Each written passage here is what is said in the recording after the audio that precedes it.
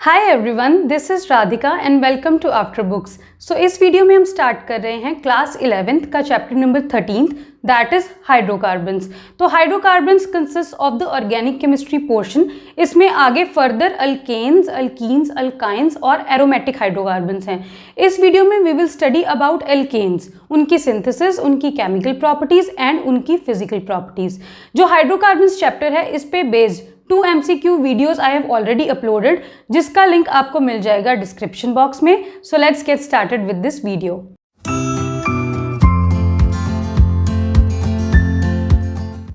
Now hydrocarbons, name से ही clear है, ऐसे ऑर्गेनिक कंपाउंड्स जिसमें क्या होगी, हाइड्रोजन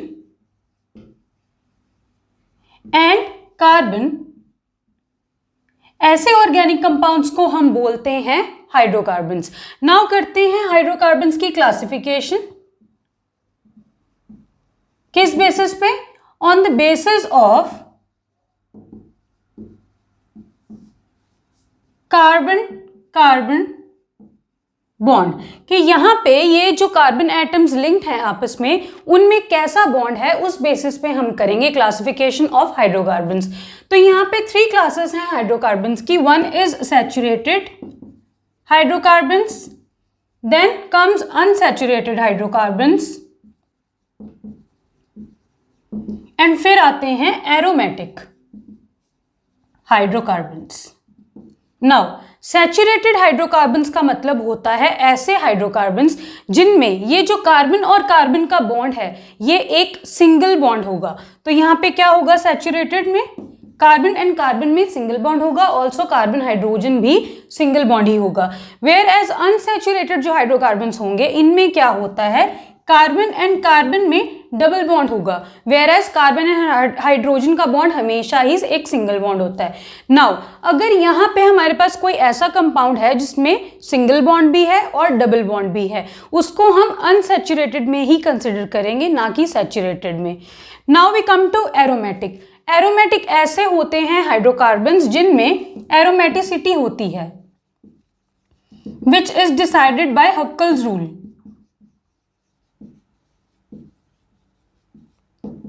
नाउ जो हमारे पास ये सैचुरेटेड हाइड्रोकार्बन्स हैं, इनकी आगे 2 टाइप्स होती हैं। अगर तो यहाँ पे जो कार्बन एटम्स हैं वो स्ट्रेट चेन में ही लिंक्ड हैं, मींस वो आपस में इस तरह से लिंक नहीं है कि जो एक कार्बन है वो एक पूरी रिंग फॉर्म कर ले दूसरे कार्बन एटम के साथ, एक साइकिल फॉर्म कर ले, तो उनको हम बोलेंगे यहाँ पे सिंपल अल्केन्स। वेयर एज अगर कार्बन एटम्स लिंक्ड हैं एक दूसरे के साथ इस वे में कि वो एक क्लोज्ड स्ट्रक्चर फॉर्म करें, तो उनको हम बोलेंगे साइक्लोएल्केन्स। तो अल्केन्स में क्या होगा, फॉर एग्जाम्पल यहां पे हम प्रोपेन का अगर एग्जाम्पल लें, this is a straight chain alkane, यहां पे कोई भी एक साइकिल फॉर्म नहीं हो रहा। वेयर एज अगर साइक्लोएल्केन का एग्जाम्पल लें तो दिस इज साइक्लोहेक्सेन। यहाँ पे क्या है, ये सारे हैं कार्बन एटम्स एंड इनके साथ क्या जुड़े हैं, 2 हाइड्रोजन, बिकॉज एक कार्बन की वैलेंसी होती है 4, तो यहाँ पे हर कार्बन के पास क्या होंगे, 2 हाइड्रोजन एटम्स प्रेजेंट होंगे। एंड बिकॉज यहाँ पे क्या है कि एक साइकिल फॉर्म हो गया है कार्बन एटम्स का, इसीलिए हम इसके आगे वर्ड यूज करते हैं साइक्लो। बट यहाँ पे है क्या, हर कार्बन और कार्बन में सिंगल बॉन्ड ही है, इसीलिए हम वर्ड क्या यूज करेंगे, अल्केन। तो ये बन गए साइक्लोएल्केन्स, ये हैं अल्केन्स। नाउ अगर हम अनसैचुरेटेड की बात करें, अनसैचुरेटेड हाइड्रोकार्बन्स में आएंगे अल्कीन्स एंड अल्काइंस। अल्कीन्स का मतलब ये है कि जो कार्बन और कार्बन है उनमें डबल बॉन्ड होगा, एंड अल्काइंस का मतलब है कि कार्बन और कार्बन में यहाँ पे ट्रिपल बॉन्ड होगा। तो अनसैचुरेटेड हाइड्रोकार्बन्स ऐसे हाइड्रोकार्बन्स हैं जिसमें सिंगल बॉन्ड से ज्यादा बॉन्ड्स हों, मींस वो एक डबल बॉन्ड भी हो सकता है, ट्रिपल बॉन्ड भी। तो यहाँ पे होने चाहिए basically multiple bonds between the 2 carbon atoms, या तो 2 बॉन्ड्स हों या 3 बॉन्ड्स हों। जहां पे 2 बॉन्ड्स होते हैं उनको बोलते हैं अल्कीन्स, जहां पे 3 बॉन्ड्स होते हैं उनको बोलते हैं अल्काइंस। ना यहाँ पे इस कार्बन ने 2 बॉन्ड्स बना लिए हैं, मींस यहाँ पे इसके पास बाकी 2 क्या लगे होंगे, हाइड्रोजन। सिमिलरली इसके पास भी बाकी 2 लगे होंगे हाइड्रोजन, और ये बन गई इथीन। अगर हम इसकी बात करें तो यहाँ पे जो ये कार्बन है इसकी 3 वैलेंसी सेटिस्फाई, फोर्थ बची है, इसकी भी 3 वैलेंसी सेटिस्फाई, फोर्थ बची है, तो ये बन गया alkyne and this is what, this is ethyne because यहाँ पे 2 कार्बन एटम्स प्रेजेंट है। सो अगर हम यहाँ पे जर्नल फॉर्मूला की बात करें, जो अल्केन्स हैं उनका जर्नल फॉर्मूला होता है CnH2n+2, अल्कीन्स का होता है CnH2n एंड अल्काइंस का होता है CnH2n-2। जनरल फॉर्मूला होने का मतलब क्या है कि अगर यहाँ पे हम n की वैल्यू कोई भी पुट करें तो हमारे पास क्या आ जाएगी, अल्केन्स की होमोलोगस सीरीज। होमोलोगस सीरीज क्या होती है, ऐसी सीरीज जिसमें जो 2 कॉन्सिक्वेंट मेंबर्स हैं उस फैमिली के वो वेरी करते हैं विद CH2 ग्रुप, या हम ये कह सकते हैं कि उन दोनों के मॉलिक्यूलर मास का डिफरेंस कितना होगा, 14 से उनका मॉलिक्यूलर मास का डिफरेंस होगा।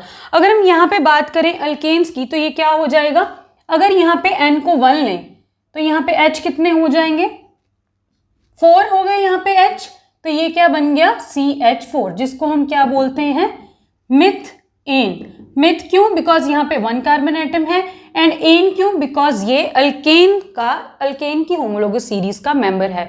सिमिलरली अगर हम यहाँ पे CH4 में एक CH2 ग्रुप ऐड कर देंगे तो ये क्या बन जाएगा, C2H6, जिसको क्या बोलते हैं हम, इथेन। सो ये है, ऐसे ऐसे करके हम जिसकी भी यहाँ पे होमोलोगस सीरीज बना सकते हैं, अल्केन की, अल्कीन्स की एंड अल्काइंस की। सो यहाँ पे हम डिस्कस करेंगे अल्केन्स।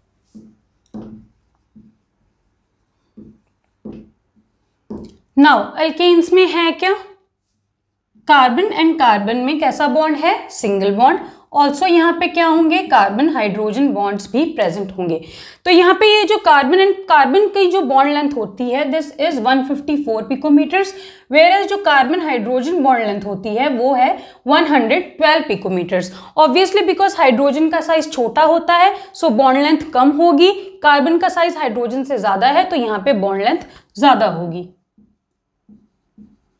ऑल्सो हमने इनका जनरल फॉर्मूला कर ही लिया है, CnH2n+2, तो यहाँ पे n की वैल्यू को 1 पुट करेंगे तो बनेगा CH4, 2 पुट की तो यहाँ पे बन गया C2H6, 3 पुट करेंगे तो यहाँ पे बन जाएगा C3H8।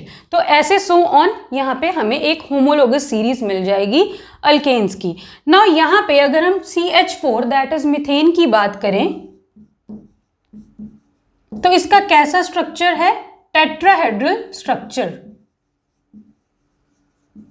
एंड हाइब्रिडाइजेशन क्या है इसकी, sp3 हाइब्रिडाइजेशन। हाइब्रिडाइजेशन कैसे कैलकुलेट करते हैं, simply count the number of sigma bonds plus the number of lone pairs on the central metal atom, या जिसकी भी हम यहाँ पे निकाल रहे हैं हाइब्रिडाइजेशन। सो यहाँ पे इस कार्बन की हम हाइब्रिडाइजेशन कैलकुलेट कर रहे हैं, इसके आसपास ये कितने बॉन्ड्स हैं, 4 बॉन्ड्स, चारों के चारों सिग्मा बॉन्ड्स हैं, तो यहाँ पे सिग्मा बॉन्ड्स तो हो गए 4, पर लोन पेयर इसके पास कोई भी नहीं है, ये टोटल आ गया 4। एंड जिसके पास यहाँ पे टोटल नंबर 4 आता है उसकी हाइब्रिडाइजेशन होती है sp3, 3 p और 1 s, टोटल हो गए 4।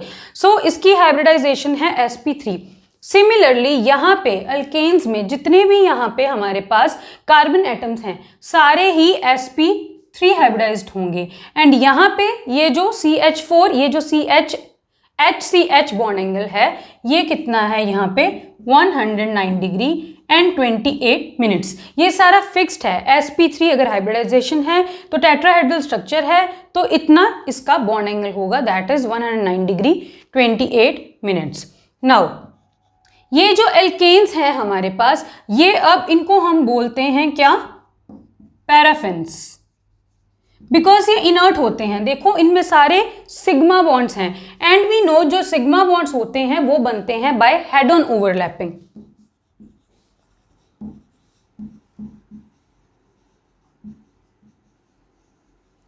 हेड ऑन ओवरलैपिंग से ये बॉन्ड्स बनते हैं एंड कैसे होते हैं, स्ट्रॉन्ग बॉन्ड्स होते हैं, क्योंकि यहाँ पे CH बॉन्ड भी स्ट्रॉन्ग है और जो C बॉन्ड्स होंगे इन case of for example ethane, तो उसमें क्या होगा, दोनों ही बॉन्ड्स की ज़्यादा स्ट्रेंथ होने के कारण ये जो अल्केन्स होते हैं ये इनर्ट होते हैं, मीन्स बहुत जल्दी रिएक्शंस नहीं करते एंड इसीलिए ही हम इनको बोलते हैं paraffin, which means lesser affinity to undergo reactions. So this was the general about alkanes. Now we come to the synthesis of alkanes.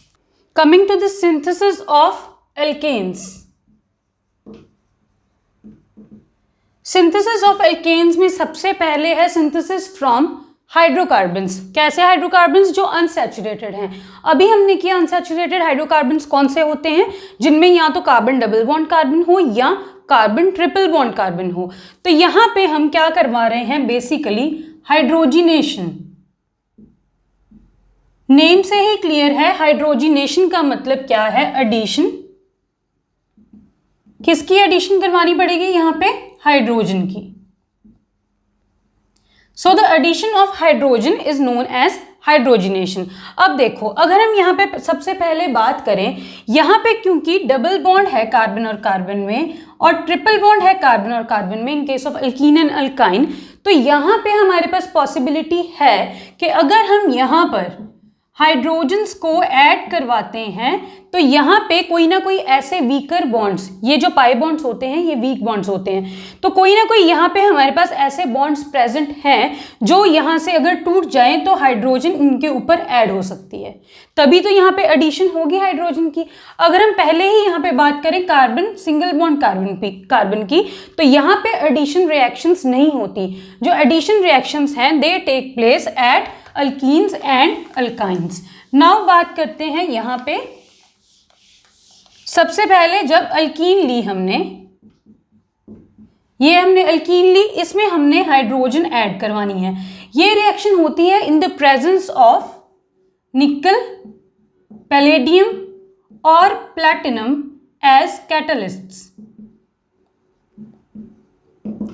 तो अगर हम यहाँ पे यूज करते हैं निकल एंड अगर हम यहाँ पे यूज करते हैं पैलेडियम और प्लैटिनम, तो यहाँ पे फर्क होता है कि ये अगर हम यहाँ पे पैलेडियम और प्लैटिनम यूज करते हैं तो जो रिएक्शन है वो हो जाती है रूम टेम्परेचर पे, वेयर एज अगर हम निकल यूज करते हैं तो जो रिएक्शन होती है उसको हमें देना पड़ता है एक हाई टेम्परेचर। तो ऐसा क्यों होता है? बिकॉज ये जो कैटलिस्ट्स होते हैं ये एक्टिव कैटलिस्ट्स होते हैं। एक्टिव होने के कारण रूम टेम्परेचर पे ही रिएक्शन दे देते हैं, वेयरएज जो निकल है वो एक स्लो कैटलिस्ट है। स्लो कैटलिस्ट होने के कारण टेम्परेचर हाई देना पड़ता है, तब जाके ये जो रिएक्शन है वो पॉसिबल होती है। नाउ यहाँ पे इन कैटलिस्ट का रोल क्या है? ये जो यहाँ पे निकल, पैलेडियम और प्लैटिनम है ये प्रोवाइड करते हैं surface area for the reaction. कैसे सरफेस एरिया प्रोवाइड करते हैं? सबसे पहले हम देखते हैं यहाँ पे कि रिएक्शन होगी कैसे। ये है मेटल का सरफेस, चाहे वो निकल है, चाहे पैलेडियम है या प्लैटिनम है। सबसे पहले क्या होगा, ये जो हाइड्रोजन है इसका आपस का बॉन्ड हो जाएगा वीकन एंड ये जो मेटल है इसके ऊपर आके ये हाइड्रोजन हो जाएगी एडजॉर्ब। एड्जॉर्प्शन का क्या मतलब है कि बल्क में कोई सब्सटेंस नहीं जाता, सिर्फ सरफेस पे रह जाता है। तो यहाँ पे सरफेस ऑफ द मेटल पे क्या आ गई है? हमारे पास हाइड्रोजन। सिमिलरली यहाँ पे एक और हाइड्रोजन भी हो सकता है, ठीक है, ये है मेटल का सरफेस। ऑल्सो क्या हो जाता है कि ये जो एल्कीन है ये भी इस मेटल के सरफेस पे एड्जॉर्ब हो जाती है।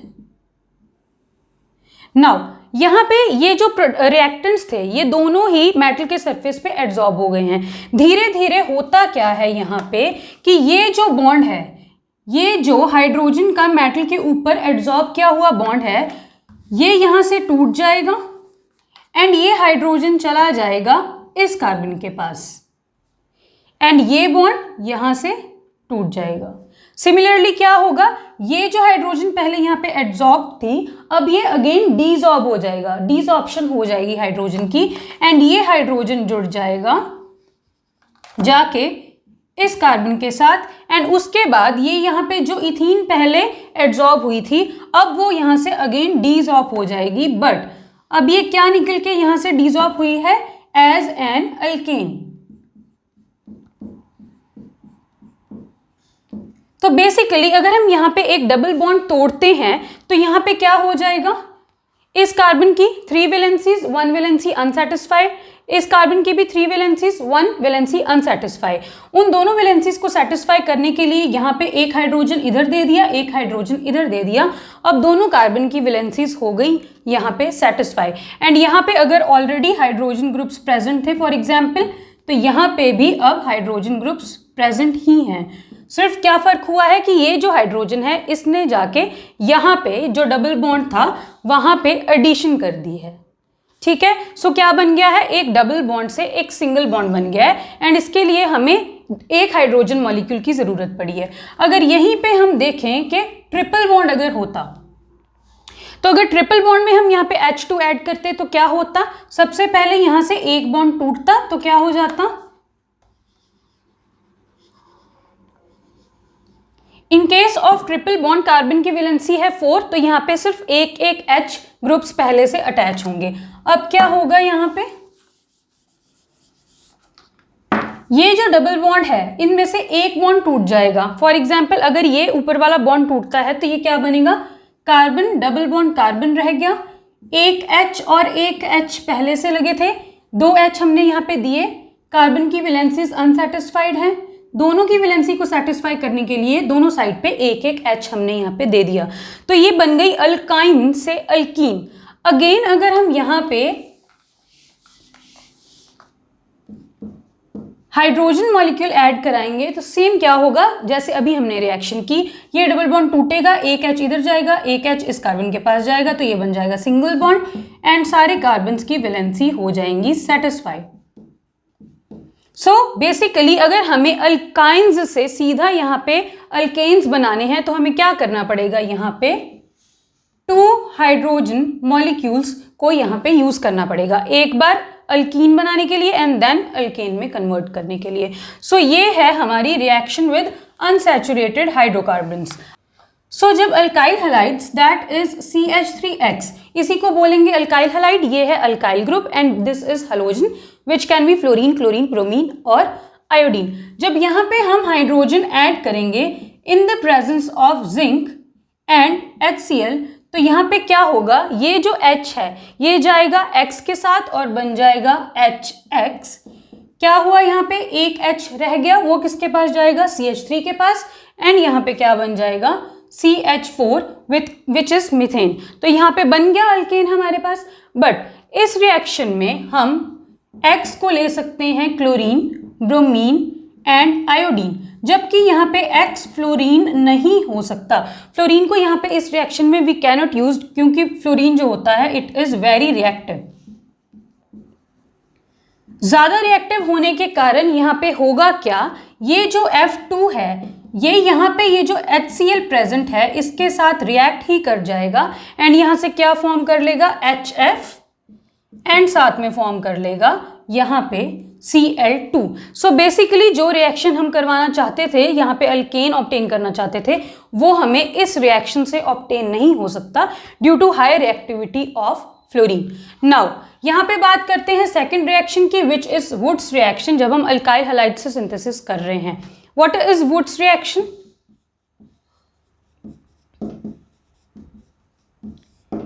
वुड्स रिएक्शन में हम लेंगे 2 alkyl halides,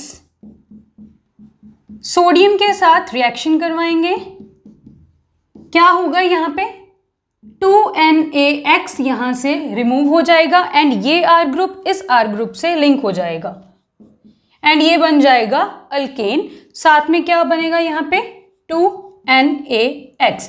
this reaction occurs in the presence of dry ether which is used as a solvent. So ये है Wurtz reaction. Now Wurtz reaction में हम क्या देख रहे हैं कि अगर पहले जो हमने अल्काइल हैलाइड लिया था उसके पास जितने भी नंबर ऑफ कार्बन एटम्स थे, जो रिजल्टेंट अल्केन हमें यहाँ पे मिल रहा है उसमें double the number of carbon atoms हैं। ऑब्वियसली बिकॉज हम यहाँ पे जो भी अल्काइल हैलाइड ले रहे थे उसके पास जितने भी यहाँ पे कार्बन एटम्स थे, हमने वो अल्काइल हैलाइड लिया ही 2 बार है, तो ऑब्वियसली यहाँ पे जो प्रोडक्ट बनेगा उसमें भी double the number of carbon atoms होंगे। So this reaction Wurtz reaction is used to increase या we can say to double the number of carbon atoms in a reaction. So ये है वुड्स रिएक्शन। अब इसके कुछ यहाँ पे limitations हैं। लिमिटेशंस क्या है वुड्स रिएक्शन की कि CH4 दैट इज मीथेन को हम इस मेथड से सिंथेसाइज नहीं कर सकते, ऑब्वियसली बिकॉज यहाँ पे हमारे पास जो minimum number of carbon atoms हैं वो इट मस्ट बी 2, बट यहाँ पे कितने हैं कार्बन एटम, सिर्फ 1 कार्बन एटम है। सो यहाँ पे इस मेथड से मीथेन को सिंथेसाइज नहीं कर सकते। ऑल्सो अगर हम यहाँ पे टू डिफरेंट अल्काइल हैलाइड्स लेते हैं, फॉर एग्जाम्पल अगर हम यहाँ पे लें CH3X, रिएक्शन करवाई सोडियम के साथ, एंड यहाँ पे हमने कोई और ही अल्काइल हैलाइड ले ली, फॉर एग्जाम्पल यहाँ पे हमने ले ली C2H5, तो यहाँ पे क्या होगा, N2NaX तो पहले जैसे ही यहाँ से रिमूव हो जाएगा, साथ में यहाँ पे क्या फॉर्म होगा, CH3 एंड C2H5 यहाँ पे बचे। अब नाउ ये रिएक्शन में सिर्फ एक मॉलिक्यूल तो है नहीं इस रिएक्टेंट का, और ना ही इस रिएक्टेंट का एक मॉलिक्यूल है, सो यहाँ पे एक मिक्सचर ऑफ प्रोडक्ट्स फॉर्म हो जाता है, दैट इज यहाँ पे CH3 भी फॉर्म हो सकता है, और क्या फॉर्म हो सकता है, C2H5 भी फॉर्म हो सकता है, और यहाँ पे क्या फॉर्म हो सकता है, CH3 C2H5। सो यहाँ पे हमें एक स्पेसिफिक प्रोडक्ट नहीं मिलता, जबकि बहुत ही ज़्यादा एक मिक्सचर ऑफ प्रोडक्ट मिलता है। So this is not a very good method for the synthesis of alkanes, जब स्पेशली यहाँ पे हमें सिमेट्रिकल अल्केन्स ही मिलते हैं। अनसिमेट्रिकल अल्केन्स हमें इस रिएक्शन से नहीं मिलते, बिकॉज यहाँ पे मिक्सचर ऑफ प्रोडक्ट्स फॉर्म हो जाता है। So now let's synthesise alkanes from carboxylic acids. Carboxylic acids में फर्स्ट क्या है, डीकार्बोक्सिलेशन रिएक्शंस।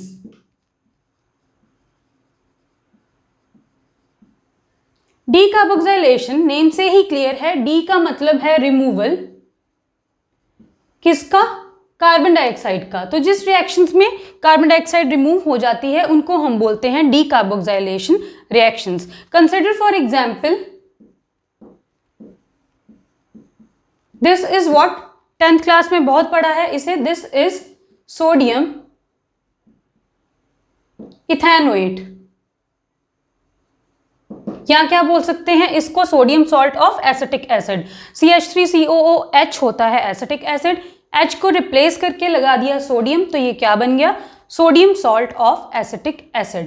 क्या करेंगे हम इसमें, अगर हम इसको ट्रीट करते हैं with soda lime which is NaOH and CaO, that is quicklime का mixture.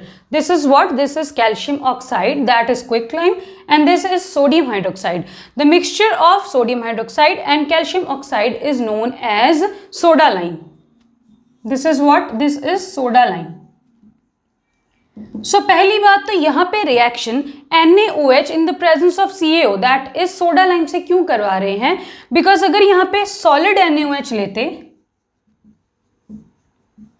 तो जो सॉलिड NaOH है वो बहुत ही ज़्यादा हाइग्रोस्कोपिक होता है।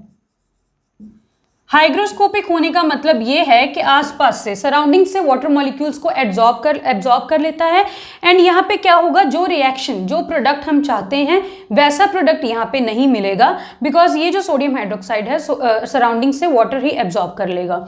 नाउ इसीलिए हम यहाँ पे यूज करते हैं CaO, because in the presence of CaO ये उस एक्सटेंट तक हाइग्रोस्कोपिक नहीं रहता जिस एक्सटेंट तक ये पहले था। सो ये तो हुई बात यहाँ पे सोडा लाइम को यूज करने की। बनेगा क्या यहाँ पे, Na2CO3 यहां से निकल जाएगा, दिस इज 2Na हो गया, that is Na2 and CO3 क्या हो गया, ये सारी चीज यहां से निकल गई, तो ये क्या बन गया Na2C2O एंड एक और O, ये क्या बन गया Na2CO3, that is sodium carbonate यहां से फॉर्म हुआ। बचा क्या यहाँ पे, ये है CH3 और ये है H, तो यहां से बन गया हमारे पास CH4 विच इज मीथेन।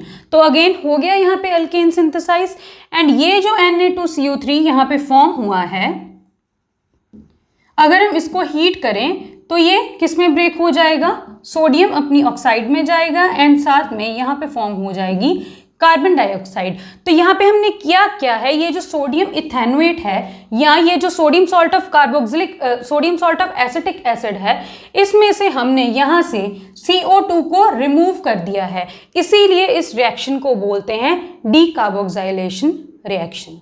अब हम आते हैं सेकंड मेथड पे, which is Kolbe's electrolysis, and it is very very important.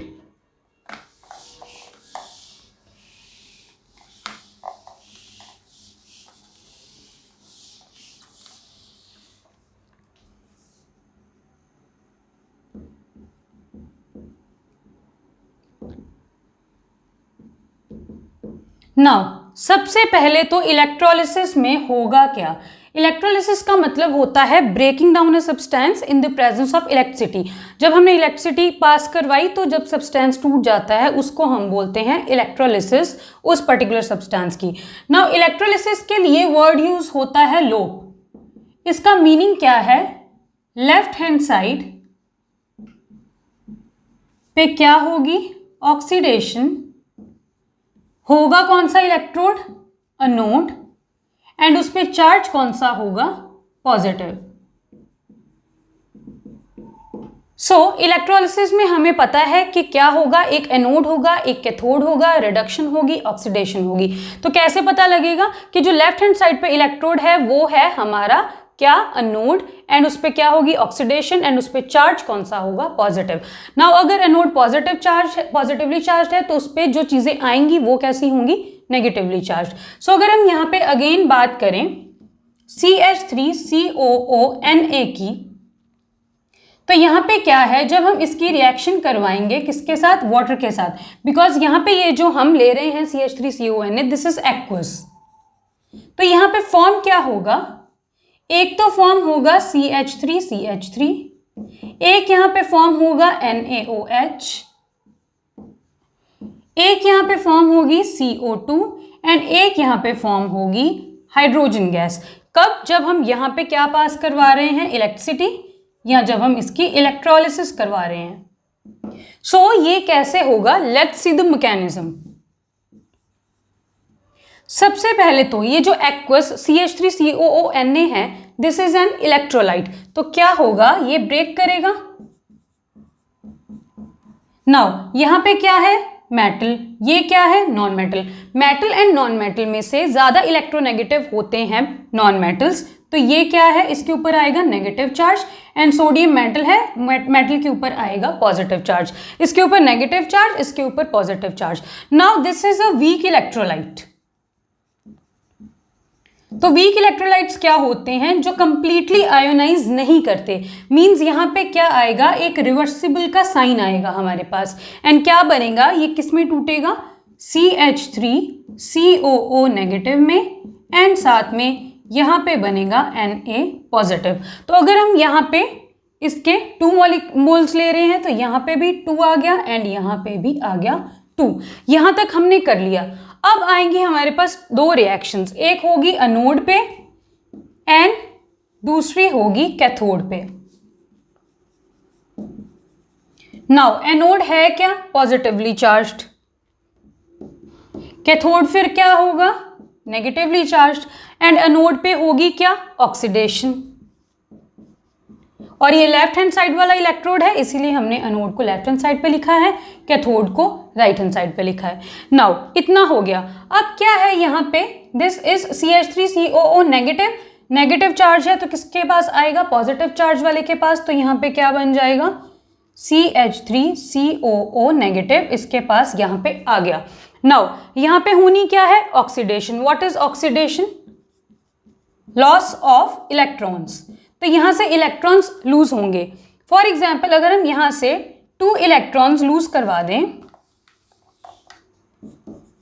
तो यहां पे क्या बन जाएगा? 2 CH3COO रेडिकल। अब यहां पे इस रेडिकल का क्या मतलब है?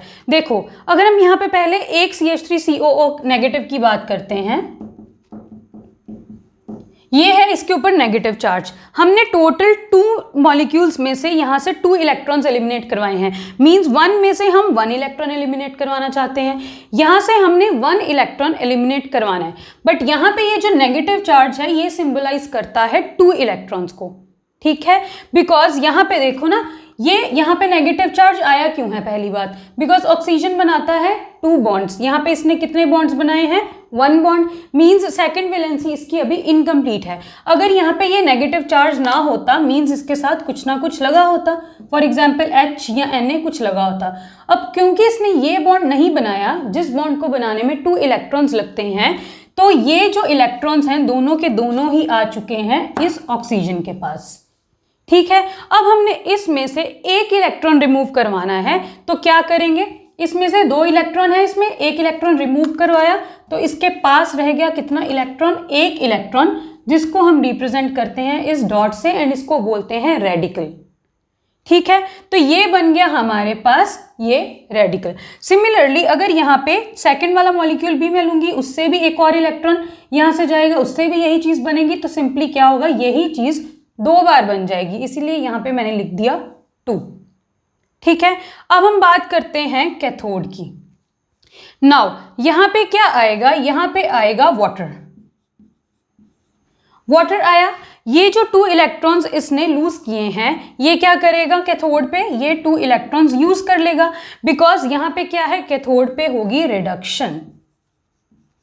And what is reduction, reduction is the gain of electrons. तो ये इलेक्ट्रॉन्स इस वाटर ने गेन कर लिए, तो अगर यहां पे अगेन 2 वाटर है तो यहां से क्या होगा, देखो जब वाटर डिसोशिएट करेगा तो क्या बनाएगा, H पॉजिटिव एंड साथ में क्या बनाएगा, OH नेगेटिव। तो अगर यहाँ पे 2 वाटर है तो यहाँ पे क्या बन जाएगा, 2OH नेगेटिव।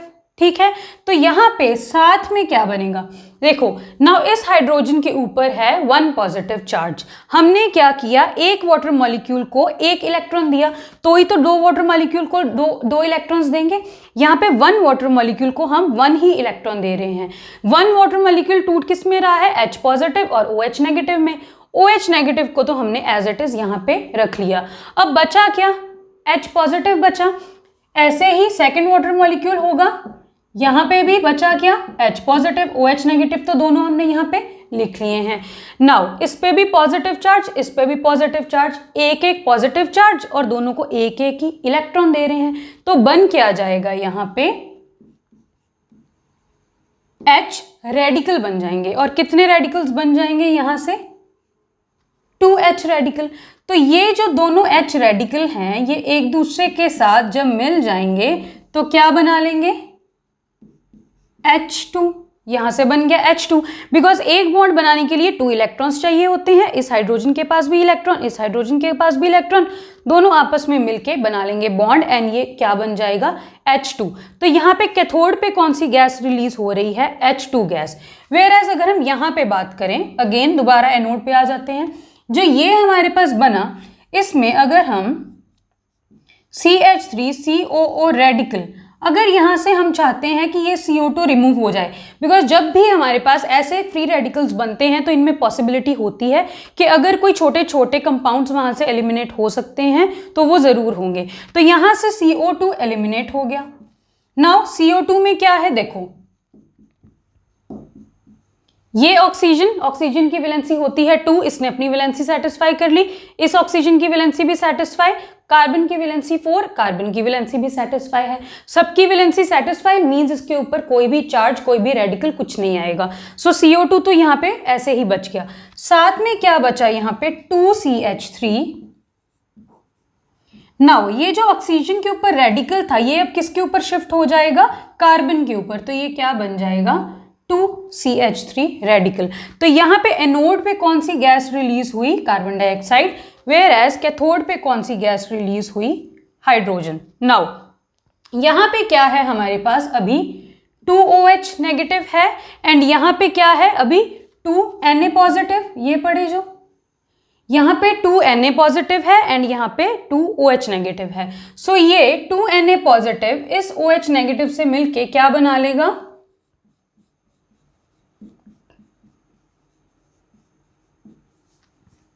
2NaOH। सो यहाँ पे क्या बन गया, सोडियम, ये जो 2 सोडियम पड़े थे, यहाँ पे ये जो 2 हाइड्रोक्सिल ग्रुप्स पड़े थे, दोनों आपस में रिएक्ट करके क्या बना लिया इन्होंने, 2NaOH बना लिया।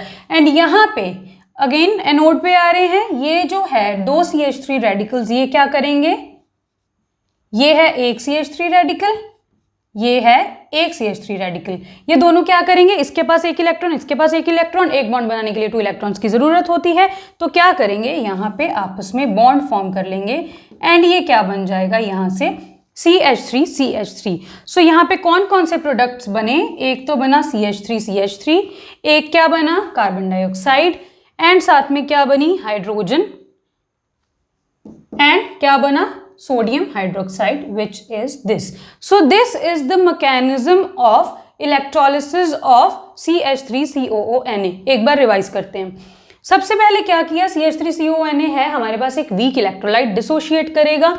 तो यहाँ पे एक रिवर्सिबल साइन हम शो करेंगे, किस में डिसोशिएट करेगा, CH3COO नेगेटिव में एंड साथ में Na पॉजिटिव में.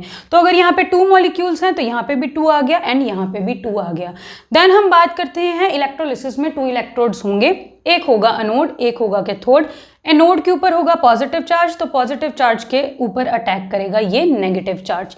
यहाँ पे आ गया ये नेगेटिव चार्ज.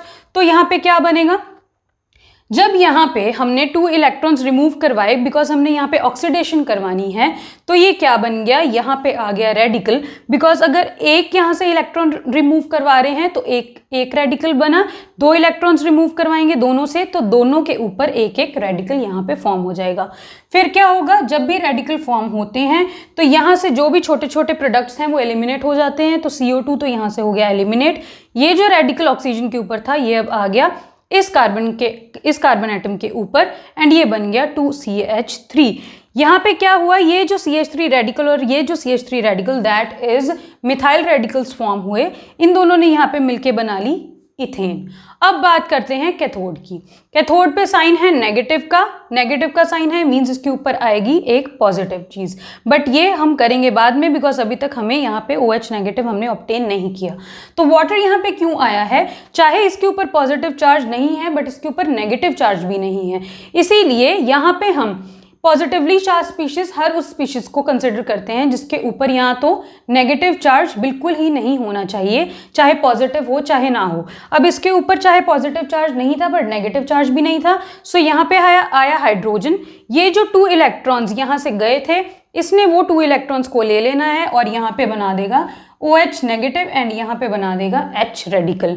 ये जो OH नेगेटिव यहाँ पे फॉर्म हुआ एंड यहाँ पे ये जो सोडियम आया था due to its positive charge, इसके साथ मिलके इसने बना लिया यहाँ पे सोडियम हाइड्रोक्साइड एंड ये जो यहाँ पे 2 H रेडिकल्स बचे, इन दोनों ने आपस में बना लिया बॉन्ड. सो यहाँ पे क्वेश्चन ये है कि जब हम कोलबेज इलेक्ट्रोलिसिस करते हैं तो एनोड पे हमारे पास कौन कौन से प्रोडक्ट्स आ रहे हैं, कार्बन डाइऑक्साइड और इथेन, और कैथोड पे कौन कौन से प्रोडक्ट आ रहे हैं, hydrogen gas and sodium hydroxide. पहले let's discuss the physical properties of alkanes. तो फिजिकल प्रॉपर्टीज में सबसे पहले है फोर्सेस ऑफ अट्रैक्शन. अब देखो एल्केन्स में कौन कौन से बॉन्ड है, CH बॉन्ड है और C बॉन्ड है. तो यहाँ पे C बॉन्ड होने का क्या मतलब है कि ये जो बॉन्ड है दोनों सिमिलर एटम्स में है, तो दोनों की जो इलेक्ट्रोनेगेटिविटी है वो भी सेम होगी. जब दोनों एटम्स ही सेम है, इलेक्ट्रोनेगेटिविटी भी सेम है, तो यहाँ पे ये जो बॉन्ड है वो पोलर तो हो नहीं सकता. सो ये जो बॉन्ड है ये तो पोलर नहीं है. अगर हम यहाँ पे CH बॉन्ड की बात करें तो जो कार्बन और हाइड्रोजन है उनमें इलेक्ट्रोनेगेटिविटी डिफरेंस बहुत ही ज़्यादा कम होता है, ज़्यादा इलेक्ट्रोनेगेटिविटी डिफरेंस नहीं होता. सो ये बॉन्ड भी पोलर नहीं है, इसीलिए जो एल्केन्स होते हैं वो बहुत ही कम पोलर होते हैं. जितनी भी थोड़ी बहुत उनमें पोलैरिटी होती है that is due to the CH bond. So यहाँ पे फोर्सेस ऑफ अट्रैक्शन कौन सी होंगी, सिर्फ weak van der Waals forces of attraction.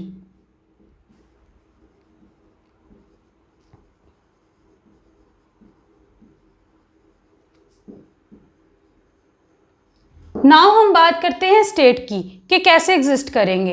अब they can exist as gases, liquids और सॉलिड्स. देखो अब क्या है, क्योंकि इनमें सिर्फ weak van der Waals forces of attraction है तो ये फोर्सेस इतनी वीक होती हैं कि ये बहुत ही जल्दी टूट जाती हैं. इसीलिए जो लाइटर मेंबर्स हैं that is from carbon 1 to carbon 4, C1 to C4 वाले जो मेंबर्स होंगे वो सारे एग्जिस्ट करेंगे एज गैसेस. जहां पे भी फोर्सेस ऑफ अट्रैक्शन जितनी ज़्यादा होती हैं वो चीज़ एग्जिस्ट करेगी एज सॉलिड, बिकॉज सॉलिड्स में हमें पता है कि जो फोर्सेस ऑफ अट्रैक्शन है वो ज़्यादा होती हैं, वेयर एज जो गैसेस होती हैं उनमें फोर्सेस ऑफ अट्रैक्शन ज़्यादा नहीं होती. इसीलिए कोई भी ऐसा कंपाउंड जहाँ पे बहुत ही ज़्यादा वीक फोर्सेस हैं वो एग्जिस्ट करता है इन अ गैसियस स्टेट. तो यहाँ पे जो C1 to C4 carbon atoms हैं वो तो एग्जिस्ट करेंगे एज गैसेस, बट जैसे जैसे यहाँ पे हम number of carbon atoms increase कर रहे हैं मींस मॉलिक्यूलर वेट भी इंक्रीज हो रहा है, बिकॉज कार्बन एटम अकेले तो लगे नहीं होंगे, उसके साथ और भी एटम्स लगे होंगे. इन केस ऑफ एल्केन्स वो होंगे क्या, हाइड्रोजन्स होंगे। सो वहाँ पे क्या होता है, मॉलिक्यूलर वेट इंक्रीज होता है। मॉलिक्यूलर वेट इंक्रीज होने के कारण जो वैन डर वाल फोर्स ऑफ अट्रैक्शन है वो भी उतने बढ़ते जाते हैं। इसीलिए जैसे जैसे हम यहाँ पे number of carbon atoms increase करते हैं, गैसेस लिक्विड एंड सॉलिड में कन्वर्ट होते जाते हैं हमारे ये जो एल्केन्स हैं।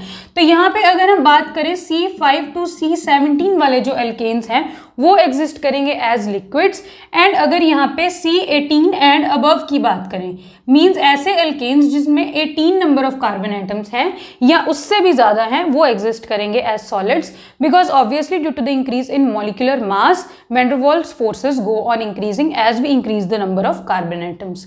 तो ये हो गया स्टेट। अब आते हैं सॉल्युबिलिटी पे।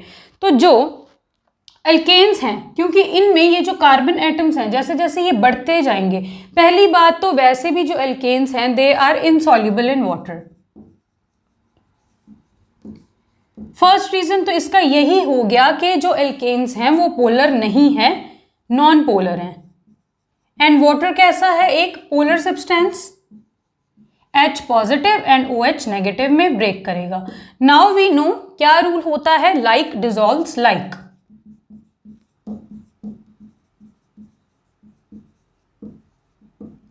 तो नॉन पोलर चीज पोलर चीज में सॉल्युबल नहीं होगी, इसीलिए जो एल्केन्स हैं they are insoluble in water. Whereas अगर हम यहाँ पे ऑर्गेनिक सॉल्वेंट्स की बात करें तो ऑर्गेनिक सॉल्वेंट्स में ये सॉल्युबल होंगे। Organic solvents for example ether, उसमें ये सॉल्युबल होंगे।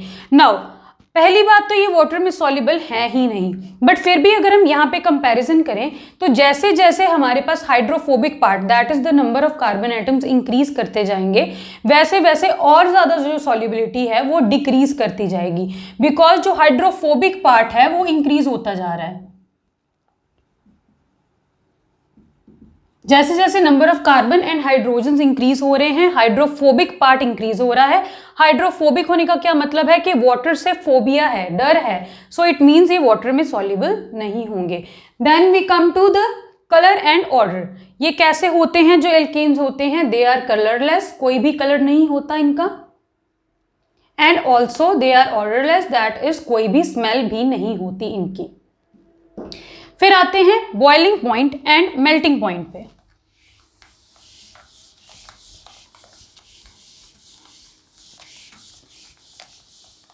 पहले बात करते हैं बॉइलिंग पॉइंट की। नाउ बॉइलिंग पॉइंट में अगर हम बात करें तो जैसे जैसे number of carbon atoms increase करते जाएंगे वैसे वैसे क्या होगा, जो बॉइलिंग पॉइंट है वो भी इंक्रीज करता जाएगा। Again due to the same reason, due to increase in van der वाल forces of attraction and due to increase in molecular mass.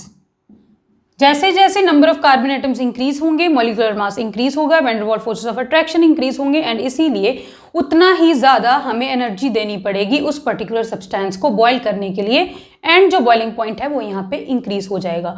Where as अगर हम यहाँ पे बात करें आइसोमेरिक अल्केन्स की, तो आइसोमर्स क्या होते हैं, जिनका मॉलिक्यूलर फॉर्मूला सेम होता है बट स्ट्रक्चर्स डिफरेंट होते हैं। कहने का मतलब क्या है, अगर हमारे पास एन अल्केन है that is straight chain alkane,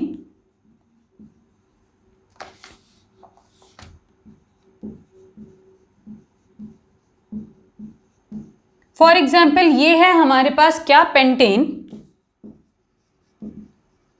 तो अगर हम यहाँ पे कंपैरिजन करें इसमें और इसके आइसोमर, मींस क्या होगा, उसमें भी कार्बन एटम्स तो होंगे कितने, 5 ही, और हाइड्रोजन्स भी कितने होंगे, 12 ही।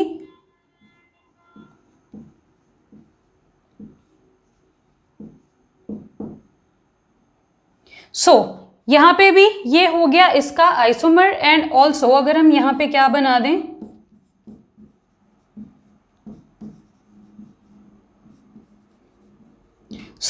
ये सारे एक दूसरे के क्या हैं, आइसोमर्स, बट यहाँ पे फर्क क्या है, ये है स्ट्रेट चेन एंड यहाँ पे क्या हो गई है, ब्रांचिंग। तो जैसे जैसे ब्रांचिंग इंक्रीज होगी वैसे वैसे क्या होगा, जो बॉइलिंग पॉइंट है वो डिक्रीज होगा। इसका रीजन क्या है, इसका मतलब क्या है कि यहाँ पे जो है बॉइलिंग पॉइंट वो सबसे ज्यादा कम होगा। तो इसका रीजन क्या है? द रीजन इज कि जैसे जैसे यहाँ पे ब्रांचिंग इंक्रीज हो रही है, जो मॉलिक्यूल है वो एक स्फेरिकल सिमेट्री अटेन करता जा रहा है, मींस स्फेरिकल होता जा रहा है। एंड हमें पता है कि जो स्फेयर्स होते हैं उनका लीस्ट सरफेस एरिया होता है। लीस्ट सरफेस एरिया का क्या मतलब है कि उतनी ही कम वैन डर वाल फोर्सेस ऑफ अट्रैक्शन होंगी, और जितनी कम वैन डर वाल फोर्सेस ऑफ अट्रैक्शन होंगी उतना ही क्या हो जाएगा, बॉइलिंग पॉइंट भी कम हो जाएगा। सो क्या है, in case of branched alkanes as the branching increases क्या होगा, boiling point goes on decreasing due to least surface area and decrease in van der वाल फोर्सेस ऑफ अट्रैक्शन। अब हम बात करते हैं यहाँ पे मेल्टिंग पॉइंट की। तो मेल्टिंग पॉइंट भी वैसे तो इंक्रीज करेगा जैसे जैसे number of carbon atoms increase करेंगे, बट उसमें क्या है कि जैसे जैसे even number of carbon atoms increase करते हैं, मींस क्या है, हमारे पास दो तरह के एल्केन्स हैं। एक तो है ऑड एल्केन्स जिनमें odd number of carbon atoms होंगे, एंड एक है इवन एल्केन्स जिनमें even number of carbon atoms होंगे। So even number of carbon atoms वालों का क्या होगा, जो मेल्टिंग पॉइंट है वो ज्यादा होगा, एंड जो ऑड हैं उनका मेल्टिंग पॉइंट होगा कम। ये हम कब बात कर रहे हैं, जब ये जो दोनों हैं ये आपस में कंपेरेबल मॉलिक्यूलर मासेस के हैं। ये नहीं कि एक हम C6 की बात कर रहे हैं एंड यहाँ पे हम इसको C1 के साथ कंपेयर कर रहे हैं। इस इवन ऑड को हम आपस में कंपेयर नहीं कर सकते। इवन ऑड तभी कंपेयर होगा जब यहाँ पे हमारे पास कंपेरेबल मॉलिक्यूलर मासेस के अल्केन्स गिवन हो। तो यहाँ पे क्या है, ये जो इवन अल्केन्स हैं इनका मेल्टिंग पॉइंट ज़्यादा इसीलिए होता है बिकॉज ये होते हैं सिमेट्रिकल। सिमेट्रिकल कैसे होते हैं, अगर हम यहाँ पे बात करें C4 की फॉर एग्जाम्पल, तो अगर हम इसकी एक जिगजैग स्ट्रक्चर बनाते हैं तो वो कैसे बनेगा, ये है first carbon atom, second carbon atom, third carbon atom and fourth carbon atom. Means यहाँ पे जो फर्स्ट कार्बन एटम जहाँ पे है और जो लास्ट कार्बन एटम है वो एक दूसरे के ओपोजिट लाई कर रहे हैं। वेयर एज अगर हम यहाँ पे बात करें odd number of carbon atoms वाले अल्केन की, दैट इज C5, तो यहाँ पे होगा first carbon, second carbon, third carbon, fourth carbon and fifth carbon. तो यहाँ पे ये जो फर्स्ट कार्बन है और ये जो लास्ट कार्बन है ये दोनों एक ही साइड पे लाई कर रहे हैं। सो यहाँ पे क्रिस्टल लैटिस पैकिंग जो होती है इन अल्केन्स की उतनी ज़्यादा सिमेट्रिक और उतनी ज़्यादा अच्छी नहीं होती। वेयरएज यहाँ पे क्या है, यहाँ पे जो क्रिस्टल लैटिस बनेगा वो बहुत ही ज़्यादा स्ट्रॉन्ग बनेगा, दैट इज़ यहाँ पे पैकिंग एफिशिएंसी बहुत ही ज़्यादा होगी। तो जितनी ज़्यादा यहाँ पे पैकिंग एफिशिएंसी मतलब जितना स्ट्रॉन्ग इसका क्रिस्टल लैटिस, उतनी ही यहाँ पे हमें एनर्जी देनी पड़ेगी इस लैटिस को तोड़ने के लिए, और मेल्टिंग पॉइंट क्या हो जाएगा, यहाँ पे इंक्रीज हो जाएगा।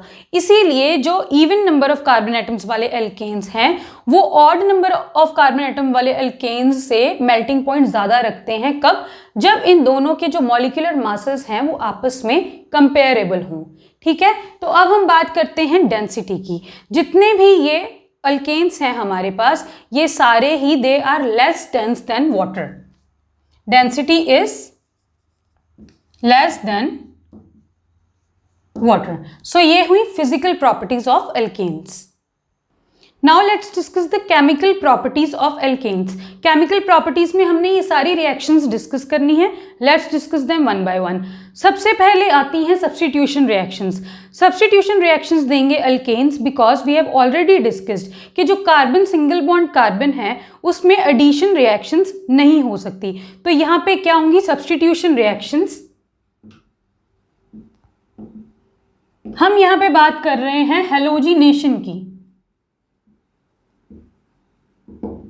हैलोजिनेशन का क्या मतलब है, जैसे हमने हाइड्रोजिनेशन किया था एडिशन ऑफ हाइड्रोजन, वैसे ही हैलोजिनेशन का क्या मतलब है, एडिशन ऑफ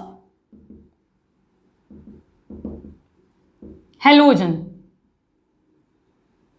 तो सिंपलेस्ट केस करते हैं, क्या लिया हमने, अल्केन। अब यहाँ पे जितनी भी हम रिएक्शंस करवाएंगे उनमें रिएक्टेंट अल्केन होगा बिकॉज हम यही कर रहे हैं, अल्केन की ही रिएक्शंस हम यहाँ पे पढ़ रहे हैं कि अल्केन किसके साथ रिएक्ट करके क्या बनाएगा। यहाँ पे हमने ले लिया CH4 विच इज मीथेन। अगर इसकी रिएक्शन हम करवाते हैं हैलोजन के साथ, फॉर एग्जांपल यहाँ पे हमने Cl2 ले लिया एंड सारे हैलोजेंस डायटोमिक एग्जिस्ट करते हैं, F2Cl2Br2I2। अगर हमने यहाँ पे ये ले लिया तो यहाँ पे क्या होगा, this reaction takes place in the presence of light, जिसको हम H न्यू से रिप्रेजेंट करते हैं। यहाँ से H जाएगा, यहाँ से Cl जाएगा, क्या बन जाएगा HCl। बाकी क्या बचा यहाँ पे CH3Cl। नाउ अगेन अगर फर्दर इसकी रिएक्शन हम Cl2 एंड H न्यू के साथ कर देते हैं तो सेम क्या होगा, अगेन यहाँ से H गया, यहाँ से Cl गया, HCl एलिमिनेट हो गया, यहाँ पे बचा क्या CH2Cl2। अगेन अगर हम यहाँ पे रिएक्शन करवाते हैं, जब तक हमारे पास हाइड्रोजन्स अवेलेबल हैं तब तक यहाँ से HCl एलिमिनेट होता जाएगा एंड उसकी जगह पे क्या सब्स्टिट्यूट होता जाएगा Cl, बिकॉज सब्स्टिट्यूशन का मतलब ही ये है कि हमने एक ग्रुप को लीव करवाना है और दूसरे ग्रुप को उसी की जगह पे एंटर करवाना है। तो अगर यहाँ पे हम एक और बार Cl2 एंड H न्यू के साथ रिएक्शन करते हैं तो यहाँ से अगेन HCl जाएगा और यहाँ पे क्या फॉर्म हो जाएगा CCl4।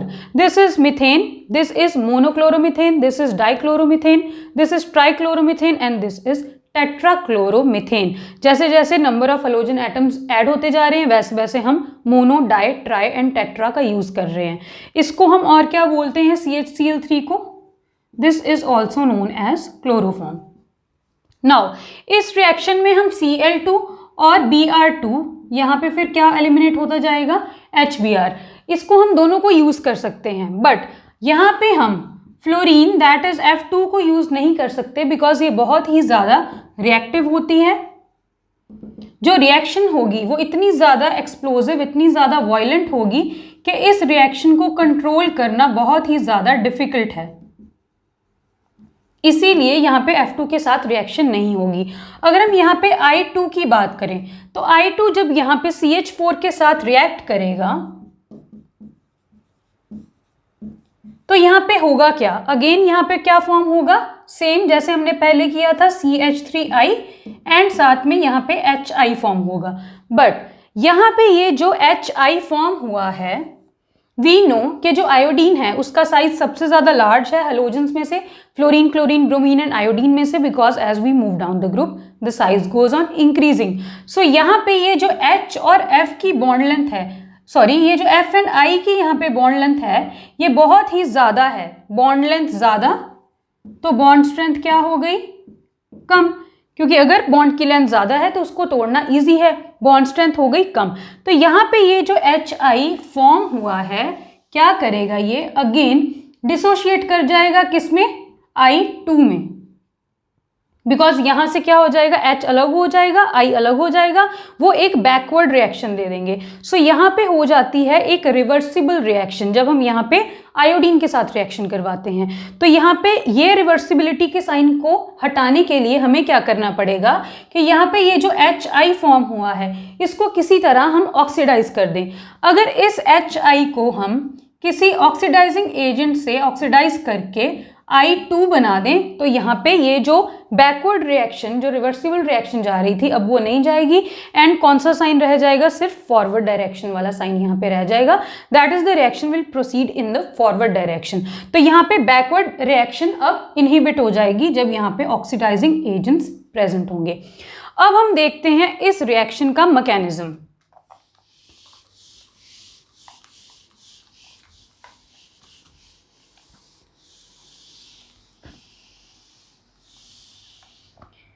The mechanism of this reaction is free radical mechanism.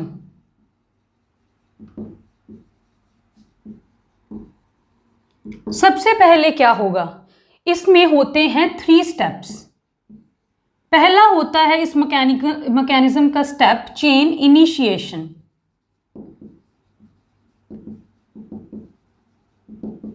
Chain initiation का मतलब क्या है, इनिशिएट करने का मतलब होता है शुरू करना किसी चीज को। अब यहाँ पे CH4 और अगर यहाँ पे Cl2 की हम जस्ट बात करें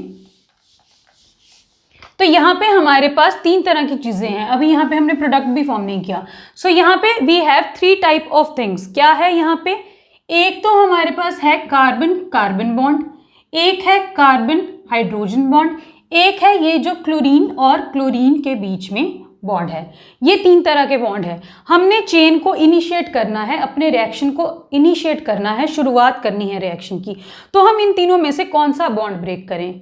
ना तो ये बॉन्ड ब्रेक होगा, ना ये बॉन्ड ब्रेक होगा, ये बॉन्ड ब्रेक होगा। इसका क्या रीजन है? पहली बात तो ये 2 सिमिलर एटम्स में बॉन्ड बना है, बट बना तो ये भी सिमिलर एटम में है, बट फिर भी ये वाला जो बॉन्ड है ये स्टेबल है एंड ये वाला बॉन्ड भी फिर भी स्ट्रॉन्गर बॉन्ड है। इससे क्यों? बिकॉज यहाँ पे हमें पता है कि जो हेलोजेंस होते हैं उनके पास होते हैं लोन पेयर ऑफ इलेक्ट्रॉन्स। ये जो लोन पेयर ऑफ इलेक्ट्रॉन्स होते हैं इनमें होंगी रिपल्शंस, चाहे ये सेम ही एटम्स प्रेजेंट हैं, बट टोटल लोन पेयर्स कितने हो गए यहाँ पे? 6 लोन पेयर। तो सबसे ज्यादा ये जो बॉन्ड है ये इजीली ब्रेक होगा एंड इसीलिए यहाँ पे चेन इनिशिएशन में क्या होगा, जो Cl2 है वो यहाँ पे ब्रेक होगा।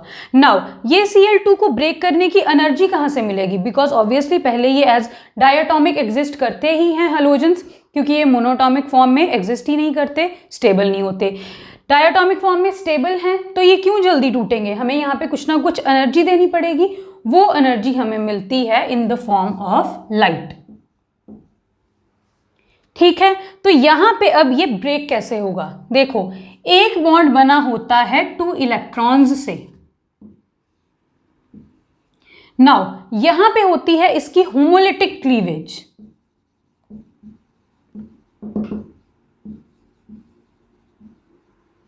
What do we mean by homolytic cleavage? Homolytic cleavage का मतलब होता है कि इक्वल डिस्ट्रीब्यूशन होगी ये दोनों इलेक्ट्रॉन्स की।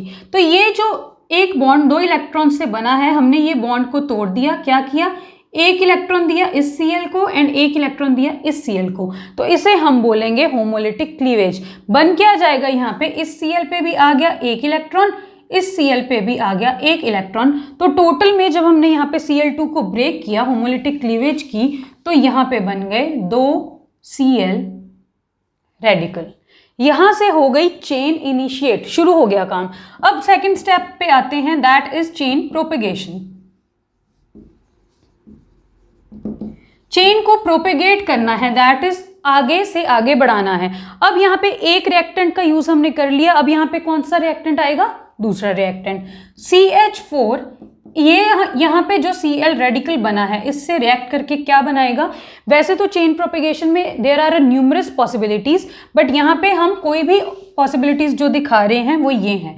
क्या हो सकता है? यहाँ पे यहाँ से निकल जाए HCl, तो जो रेडिकल होगा वो किस पे रह जाएगा? CH3 पे। ये कैसे हुआ? CH4 था हमारे पास, अगेन इसमें से किसी भी एक कार्बन हाइड्रोजन बॉन्ड की यहां से हम क्लीवेज करवा देते हैं, होमोलिटिक क्लीवेज। तो ये क्या बन जाएगा? यहाँ पे रेडिकल, यहाँ पे रेडिकल, तो यहीं पे मैं शो कर रही हूँ, ये रेडिकल बन गया और ये रेडिकल बन गया। अब ये है क्लोरीन रेडिकल, इसके पास एक इलेक्ट्रॉन, क्लोरीन रेडिकल के पास एक इलेक्ट्रॉन, ये दोनों ने आपस में एक इलेक्ट्रॉन देके बॉन्ड बना लिया, बन गया HCl। और ये जो रेडिकल है इस CH3 पे वैसे का वैसे रह गया। तो एक तो चेन प्रोपेगेशन में बन सकता है ये, और क्या बन सकता है कि यहाँ पे ये जो CH3 रेडिकल बना, ये आगे फिर Cl2 के साथ रिएक्ट करे और ये क्या बना ले यहाँ से? CH3Cl, एंड आगे फर्दर ये क्या बना देगा? यहाँ से Cl रेडिकल। यहाँ पे भी क्या बनेगा? देखो, ये है CH3 रेडिकल पहले से ही, यहाँ पे क्या बनेंगे? 2 Cl रेडिकल, एक Cl रेडिकल इससे जुड़ जाएगा, ये बन जाएगा CH3Cl, एंड यहाँ पे एक और रेडिकल Cl रेडिकल यहाँ पे रह जाएगा, जो हमने यहाँ पे शो कर दिया। और भी इसमें बहुत ही ज़्यादा पॉसिबिलिटीज़ हैं, मीन्स कोई भी बॉन्ड यहाँ से टूट सकता है, किसी की भी क्लीवेज हो सकती है, एंड वो किसी भी रेडिकल के साथ जाके जुड़ सकता है, कोई भी 2 रेडिकल्स जुड़ सकते हैं। सो चेन प्रोपेगेशन में there can be a number of ways to propagate a chain. Third step पे आते हैं हम। Third step is chain termination.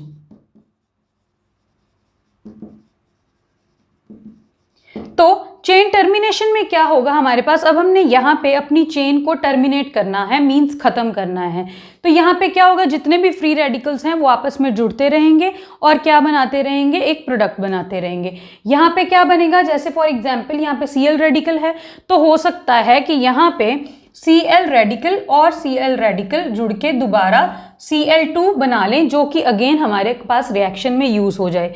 या क्या हो सकता है चेन टर्मिनेशन में हमारे पास कि ये जो CH3 रेडिकल यहाँ पे फॉर्म हुआ, ये जो CH3 रेडिकल यहाँ पे फॉर्म हुआ, ये एक और CH3 रेडिकल के साथ जुड़ जाए और ये क्या बना ले, CH3। यही रीजन है कि जब हम यहाँ पे अल्केन्स की रिएक्शन करवाते हैं, हेलोजिनेशन रिएक्शन, तो यहाँ पे हमारे पास एक हायर अल्केन भी बन जाता है। ठीक है, सो यहाँ पे ये जरूरी नहीं है कि हमारे पास जैसे CH3Cl, CH2Cl2 एंड क्लोरोफॉर्म वगैरह ही बने। तो यहाँ पे there are a number of possibilities for chain termination also. Simply फर्क क्या है चेन प्रोपगेशन और चेन टर्मिनेशन में, कि चेन प्रोपगेशन जब हम करवाएंगे, जब भी हम यहाँ पे दो चीज़ों को रिएक्ट करवा रहे हैं, यहाँ पे हमारे पास एक और रेडिकल फॉर्म होना चाहिए, तभी तो चेन प्रोपगेट होगी। अगर यहाँ पे रेडिकल्स बनते जाएंगे उतनी ज़्यादा हमारी जो चेन है वो आगे की आगे बढ़ती जाएगी।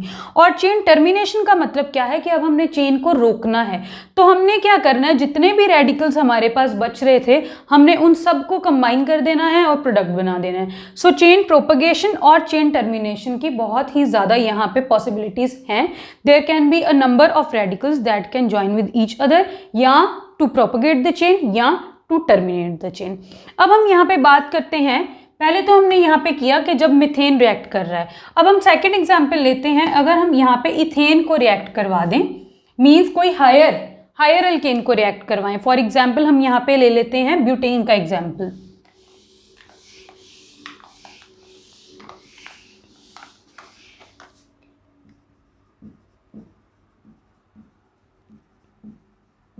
ये है ब्यूटेन का एग्जाम्पल। अगेन क्या करवाएंगे, Cl2NH न्यू की प्रेजेंस में हमने ये रिएक्शन करवानी है। फ्री रेडिकल मैकेनिज्म होगा, क्या हो सकता है, दो पॉसिबिलिटी हैं, या तो टर्मिनल कार्बन एटम वाला हाइड्रोजन जाए या नॉन टर्मिनल कार्बन एटम वाला। ये दोनों नॉन टर्मिनल है, ये दोनों टर्मिनल है, कहीं से भी हम हाइड्रोजन को निकाल सकते हैं। अगर टर्मिनल वाले से हाइड्रोजन जाएगा तो ये क्या बन जाएगा, HCl तो बनेगा ही बनेगा, और यहाँ पे आके जुड़ जाएगा Cl, तो ये बन जाएगा CH3 CH2 CH2 CH2 Cl। ये तब है जब हमने टर्मिनल कार्बन एटम पे क्लोरीन को अटैच किया। अगर हम यहाँ पे नॉन टर्मिनल एटम पे क्लोरीन को अटैच करेंगे तो सेम HCl तो एलिमिनेट होगा और Cl आके जुड़ जाएगी यहाँ, तो ये क्या बन जाएगा, CH3 CH2 CHCl CH3, ये बन जाएगा। मीन्स जब हमारे पास हायर अल्केन्स होते हैं, there is a possibility of a number of products या a mixture of products to be formed. इस केस में दो ही प्रोडक्ट्स फॉर्म हो सकते हैं, चाहे आप यहाँ से करवा लो, चाहे आप यहाँ से करवा लो, सेम ही बात है। अब आते हैं सेकेंड टाइप ऑफ रिएक्शंस पे, that is combustion reactions. So combustion reactions of alkanes के अंडर आती हैं टू कैटेगरीज, एक तो combustion in sufficient amount of oxygen and एक combustion in insufficient amount of oxygen। तो जब we have sufficient amount of oxygen तब क्या होगा, हाइड्रोकार्बन्स दैट इज अल्केन्स बने किससे हैं, हाइड्रोजन एंड कार्बन से। तो जब हम इनको ऑक्सीजन की प्रेजेंस में बर्न करेंगे तो यहाँ पे फॉर्म भी क्या होगा, कार्बन डाइऑक्साइड एंड वाटर।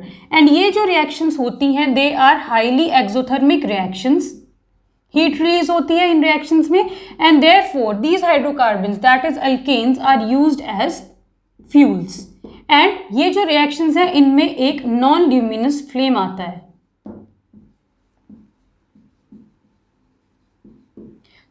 जब यहाँ पे हम ये रिएक्शन करेंगे तो यहाँ पे हमें ऑब्टेन हुआ कार्बन डाइऑक्साइड एंड वाटर। अब ट्राई करते हैं किसी हायर अल्केन के लिए, जैसे हमने यहाँ पे ले लिया C4H10, उसमें हमें पता है हमने ऐड करनी है ऑक्सीजन, प्रोडक्ट्स हमें मिलेंगे कार्बन डाइऑक्साइड एंड वाटर। अब क्या है, यहाँ पे है कार्बन 4, तो यहाँ पे भी हमने कार्बन कर दिए 4, हाइड्रोजन्स को बैलेंस करेंगे, यहाँ पे है हाइड्रोजन 2, यहाँ पे है हाइड्रोजन 10, तो हमने क्या किया, यहाँ पे ले लिए 5 हाइड्रोजन, टोटल हो गए 10। अब count the number of oxygen atoms, यहाँ पे कितने हैं, 4 2 8, 8 + 5 कितने हो गए, 13 ऑक्सीजन एटम्स। बट यहाँ पे कितने हैं, एक ऑक्सीजन मतलब 2 ऑक्सीजन एटम्स हैं और एक ऑक्सीजन मॉलिक्यूल है। तो अगर हमें यहाँ पे 13 ऑक्सीजन एटम्स चाहिए on the right hand side, तो यहाँ पे 13 एटम्स बनाने के लिए हमें क्या करना पड़ेगा, 13 ÷ 2 बन गए। अब ये कितने एटम्स, 13 ऑक्सीजन एटम्स, बिकॉज अगर हम यहाँ पे सिर्फ 13 लगाते तो ये बन जाते टोटल 26, 13 2 26 ऑक्सीजन एटम्स। हमें चाहिए कितने, यहाँ से 13 ऑक्सीजन एटम्स, तो हमने इसको डिवाइड कर दिया 2 से, तो अगर यहाँ पे 26 आएगा तो उसको 2 से डिवाइड करेंगे तो वो अगेन 13 आ जाएगा। सो ऐसे हम कितना को बैलेंस करेंगे रिएक्शंस को, इसीलिए we have a journal reaction, general reaction for combustion in sufficient amount of oxygen. क्या होगा वहां पे, अल्केन्स का general formula is CnH2n+2।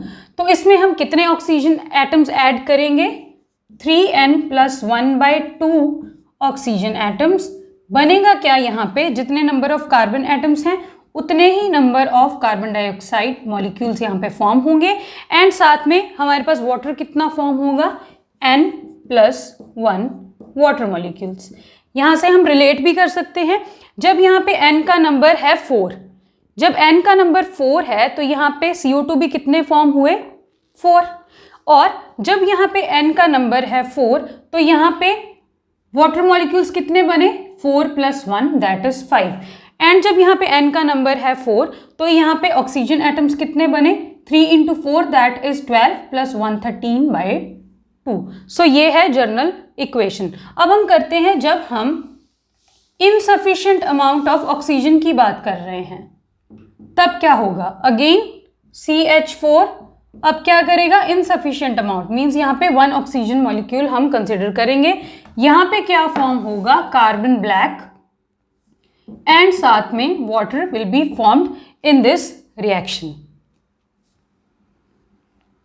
This carbon black is used as printer ink। जो हम इंक यूज करते हैं प्रिंटर्स में, ये कार्बन ब्लैक उसमें यूज होता है। अब हम आते हैं कंट्रोल्ड ऑक्सीडेशन या कैटालिटिक ऑक्सीडेशन पे।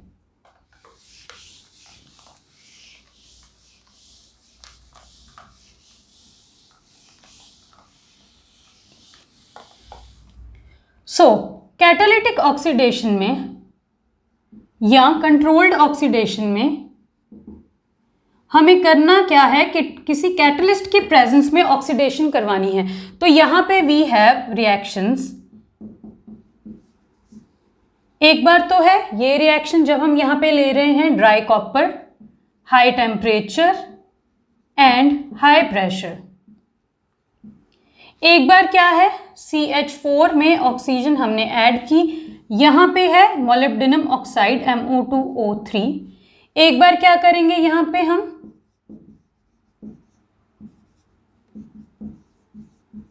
इसकी रिएक्शन किसके साथ करवाएंगे, with manganese acetate that is CH3COO whole twice Mn के साथ।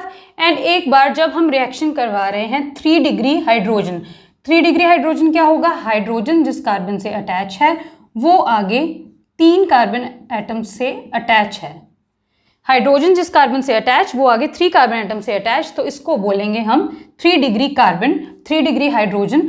जब हम इसको ट्रीट करेंगे विद KMnO4 तो तब यहाँ पे क्या प्रोडक्ट फॉर्म होगा। ये 4 रिएक्शंस हैं हमारे पास। तो ये 4 रिएक्शंस को देखने से पहले हम देखते हैं एक बेसिक इंफॉर्मेशन। सबसे पहले हमारे पास होते हैं अल्केन्स।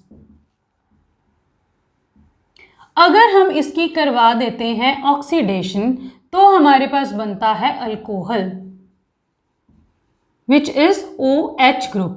अगर फर्दर हम इसकी ऑक्सीडेशन करवा देते हैं तो we get aldehyde that is CHO group. अगर फर्दर इसकी ऑक्सीडेशन करवाते हैं तो मिलता है carboxylic acid which is COOH group. And अगर फर्दर इसकी ऑक्सीडेशन करवाते हैं तो मिलता है कार्बन डाइऑक्साइड एंड साथ में मिलता है हमें वाटर। तो अब अगर हम यहाँ पे देखें अल्केन्स होते क्या हैं हमारे पास, R टाइप जैसे CH4 टाइप चीजें। तो यहाँ पे जब अल्केन फॉर एग्जाम्पल अगर हम यहाँ पे CH4 की बात करें, अगर हम इसमें ऑक्सीजन ऐड करेंगे तो इसने क्या बनाना है, अल्कोहल बनाना है। अल्कोहल क्या होता है, CH3OH। तो यहाँ पे ये CH4 के साथ एक O ऐड हो गया, CH3OH हो गया। फिर हमने इसकी ऑक्सीडेशन करवाई तो क्या बनना है हमारे पास, एक aldehyde. Aldehyde is what, CHO group. तो यहाँ से क्या बन जाएगा, जैसे फॉर एग्जाम्पल HCHO। तो जब यहाँ पे HCHO बना तो यहाँ से निकला क्या, यहाँ पे टोटल हाइड्रोजन्स हैं 2, यहाँ पे टोटल हाइड्रोजन्स हैं 4, यहाँ पे है टोटल 1 ऑक्सीजन, यहाँ पे भी है टोटल 1 ऑक्सीजन। तो यहाँ से निकल गया हमारे पास वाटर, बिकॉज ये ऑक्सीजन भी हमने यहाँ पे काउंट की। यहाँ से गए 2 हाइड्रोजन, यहाँ से गया ऑक्सीजन, तो ये बन गया वाटर, एंड साथ में ये बन गया अल्डिहाइड। ठीक है, तो इसको हम बोलते हैं मिथाइल अल्कोहल, एक कार्बन के लिए मिथाइल, OH के लिए अल्कोहल, इसको हम बोलते हैं फॉर्मल्डिहाइड, या हम इसको क्या बोलते हैं, मीथेनॉल, क्योंकि इसके पास एक ही कार्बन एटम है। अच्छा, अगर हम इसकी फर्दर ऑक्सीडेशन करवाएंगे तो हमें क्या मिलना है, carboxylic acid, that is HCOOH in this case. क्या हुआ, यहाँ पे HCHO पहले से था, एक और O मिल गया तो HCOOH बन गया। अब अगर इसकी फर्दर ऑक्सीडेशन करवाएंगे तो क्या बनेगा, H2O एंड साथ में CO2। So this is the basic reaction. अब हम आते हैं अपनी इन रिएक्शंस पे। अब हमें ये रिएक्शन समझनी बहुत इजी हो जाएंगी। हमने क्या करना है, हमने सिर्फ देखना है कि कितने ऑक्सीजन एटम्स, मॉलिक्यूल्स नहीं, कितने ऑक्सीजन एटम्स हम ऐड कर रहे हैं। देखो यहाँ पे है 2CH4 प्लस O2, हमने यहाँ पे पर CH4 ग्रुप देखना है, पर CH4 मॉलिक्यूल। अगर हम यहाँ पे 2 हटा दें तो यहाँ पे 1/2 हो जाएगा, मीन्स अगर यहाँ पे 2CH4 थे तो यहाँ पे 1 O2 थी, तो अगर यहाँ पे 1 CH4 होगा तो यहाँ पे हाफ O2 होगा, सिंपल यूनिटरी मेथड। तो जब हाफ O2 है, इसका क्या मतलब हो गया, 1 ऑक्सीजन एटम। तो जब हम यहाँ पे मीथेन में 1 ऑक्सीजन एटम ऐड कर रहे हैं तो क्या बन रहा है, अल्कोहल। तो यहाँ पे इसीलिए क्या बन जाएगा, CH3OH। जब हम यहाँ पे ले रहे हैं एक CH4 और एक O2, इसका क्या मतलब है कि हम एक CH4 में 2 ऑक्सीजन एटम्स ऐड कर रहे हैं। जब हम अल्केन में CH4 में 2 ऑक्सीजन एटम्स ऐड करते हैं तो क्या बनता है, यहाँ पे फॉर्मल्डिहाइड। ठीक है, फिर हम क्या कर रहे हैं, अब ये हमने केस ले लिया इथेन का। जब हम यहाँ पे 3 इथेन और यहाँ पे 2 मॉलिक्यूल्स ले रहे हैं, अपने ऑक्सीजन मॉलिक्यूल्स यहाँ पे 2 ले रहे हैं, तो क्या होगा, this is 2 and this is 3।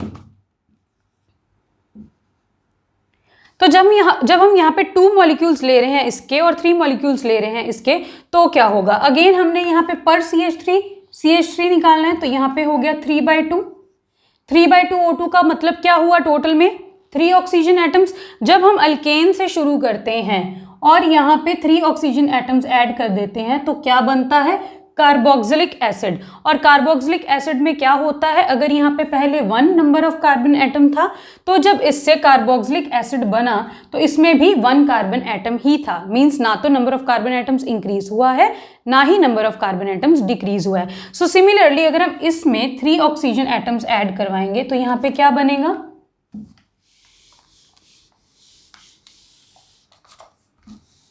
Acid बनेगा, और उसमें कितने कार्बन एटम्स होंगे, जितने ओरिजिनल वाले अल्केन में हैं। तो ये बन जाएगा CH3COOH, that is acetic acid यहाँ पे बन जाएगा। तो ये हैं 3 केसेस जब हमने यहाँ पे अलग अलग अमाउंट में रिएक्शन करवाई है ऑक्सीजन्स के साथ। तो ये वाला जो पैटर्न है ये फॉलो होगा। Then we come to this, ये जो टर्शरी 3 डिग्री हाइड्रोजन है, इसकी ऑक्सीडेशन होगी by KMnO4 which is a strong oxidising agent, and यहाँ पे क्या हो जाएगा, it will convert into alcohol, that is यहाँ पे फॉर्म हो जाएगा OH। तो हाइड्रोजन जिस कार्बन से अटैच था वो आगे 3 कार्बन एटम से अटैच था, ये था 3 डिग्री हाइड्रोजन। यहाँ पे क्या बना है, जब हमने KMnO4 यूज किया, this is strong oxidising agent, तो ये क्या करेगा, इसको कन्वर्ट कर देगा एक अल्कोहलिक ग्रुप में। Coming to isomerisation reactions, isomerisation reactions में होगा क्या, नेम से ही क्लियर है, एक दूसरे के आइसोमर्स बनेंगे। आइसोमर्स होते क्या हैं, जिनका मॉलिक्यूलर फॉर्मूला सेम होता है बट अरेंजमेंट जो है एटम्स की वो डिफरेंट होगी। तो आइसोमराइजेशन रिएक्शंस में करेंगे क्या, हम स्ट्रेट चेन या एन एल्केन्स को कन्वर्ट करेंगे ब्रांच्ड एल्केन्स में।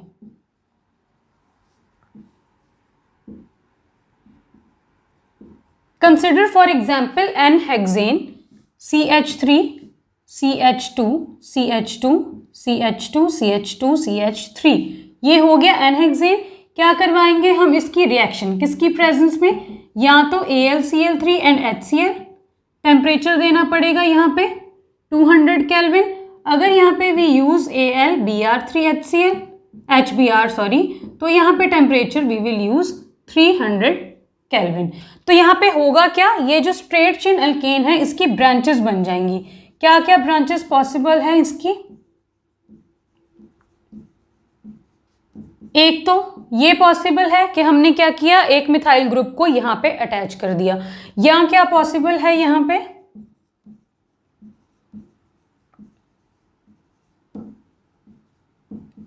कि हमने एक मिथाइल ग्रुप को यहाँ पे अटैच कर दिया है। और तो कोई यहाँ पे पॉसिबिलिटीज है नहीं। अगर हम ये सोचते हैं कि हम मिथाइल ग्रुप को यहाँ पे अटैच करें,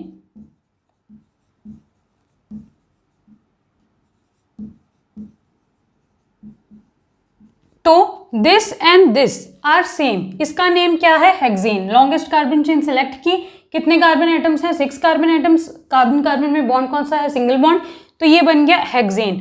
ये भी तो सेम ही है, लॉन्गेस्ट कार्बन चेन सेलेक्ट की, 6 कार्बन एटम्स है, सब में सिंगल सिंगल बॉन्ड है, तो ये भी हेक्सेन है। सो ये और ये सेम है, एक दूसरे के आइसोमर्स नहीं है, सो ये तो नहीं बन सकता। ठीक है, अब अगर हम सोचते हैं कि नहीं हमने ये जो CH3 ग्रुप है यहाँ नहीं यहाँ लगाना है, तो ठीक है यहाँ मत लगाओ, इसको यहाँ लगा लो। पहले हम इसकी नेमिंग करते हैं। ये क्या बना है हमारे पास, लॉन्गेस्ट कार्बन चेन 1 and 2, तो ये बना है methyl, that is 2 methyl pentane. अगर हम यहाँ पे ना लगाते ये CH3 और यहाँ पे लगाते,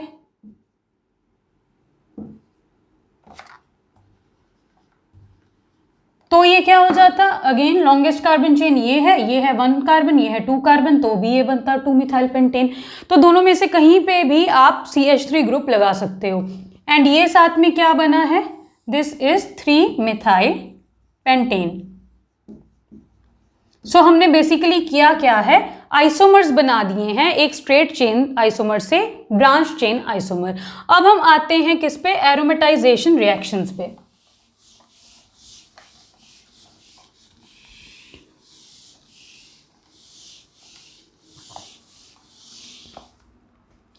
In case of aromatization reactions, again name से क्लियर है कि हमने किसी चीज को एरोमेटिक बनाना है। ठीक है, तो ये जो रिएक्शन है ये शो करते हैं C6 से लेके हायर मेंबर्स C10 तक यूजुअली शो करते हैं एरोमेटाइजेशन रिएक्शंस। तो होगा क्या यहाँ पे, अगर हम यहाँ पे C6 दैट इज हेक्सेन की बात करें, हेक्सेन को कैसे लिख सकते हैं हम, CH3 CH2 CH2 CH2 CH2 CH3, this is hexane. और हम इसे कैसे लिख सकते हैं, एक ही बात है, अगर हम इसको ऐसे लिख दें CH3 CH2 CH2 CH2 CH2 CH3, बस मैंने इसको ऐसे लिख दिया है, चीज़ तो सेम ही है, कोई भी फर्क नहीं है। तो अब ये रिएक्शन होती है इन the presence of chromium, vanadium या मोलिब्डेनम ऑक्साइड्स।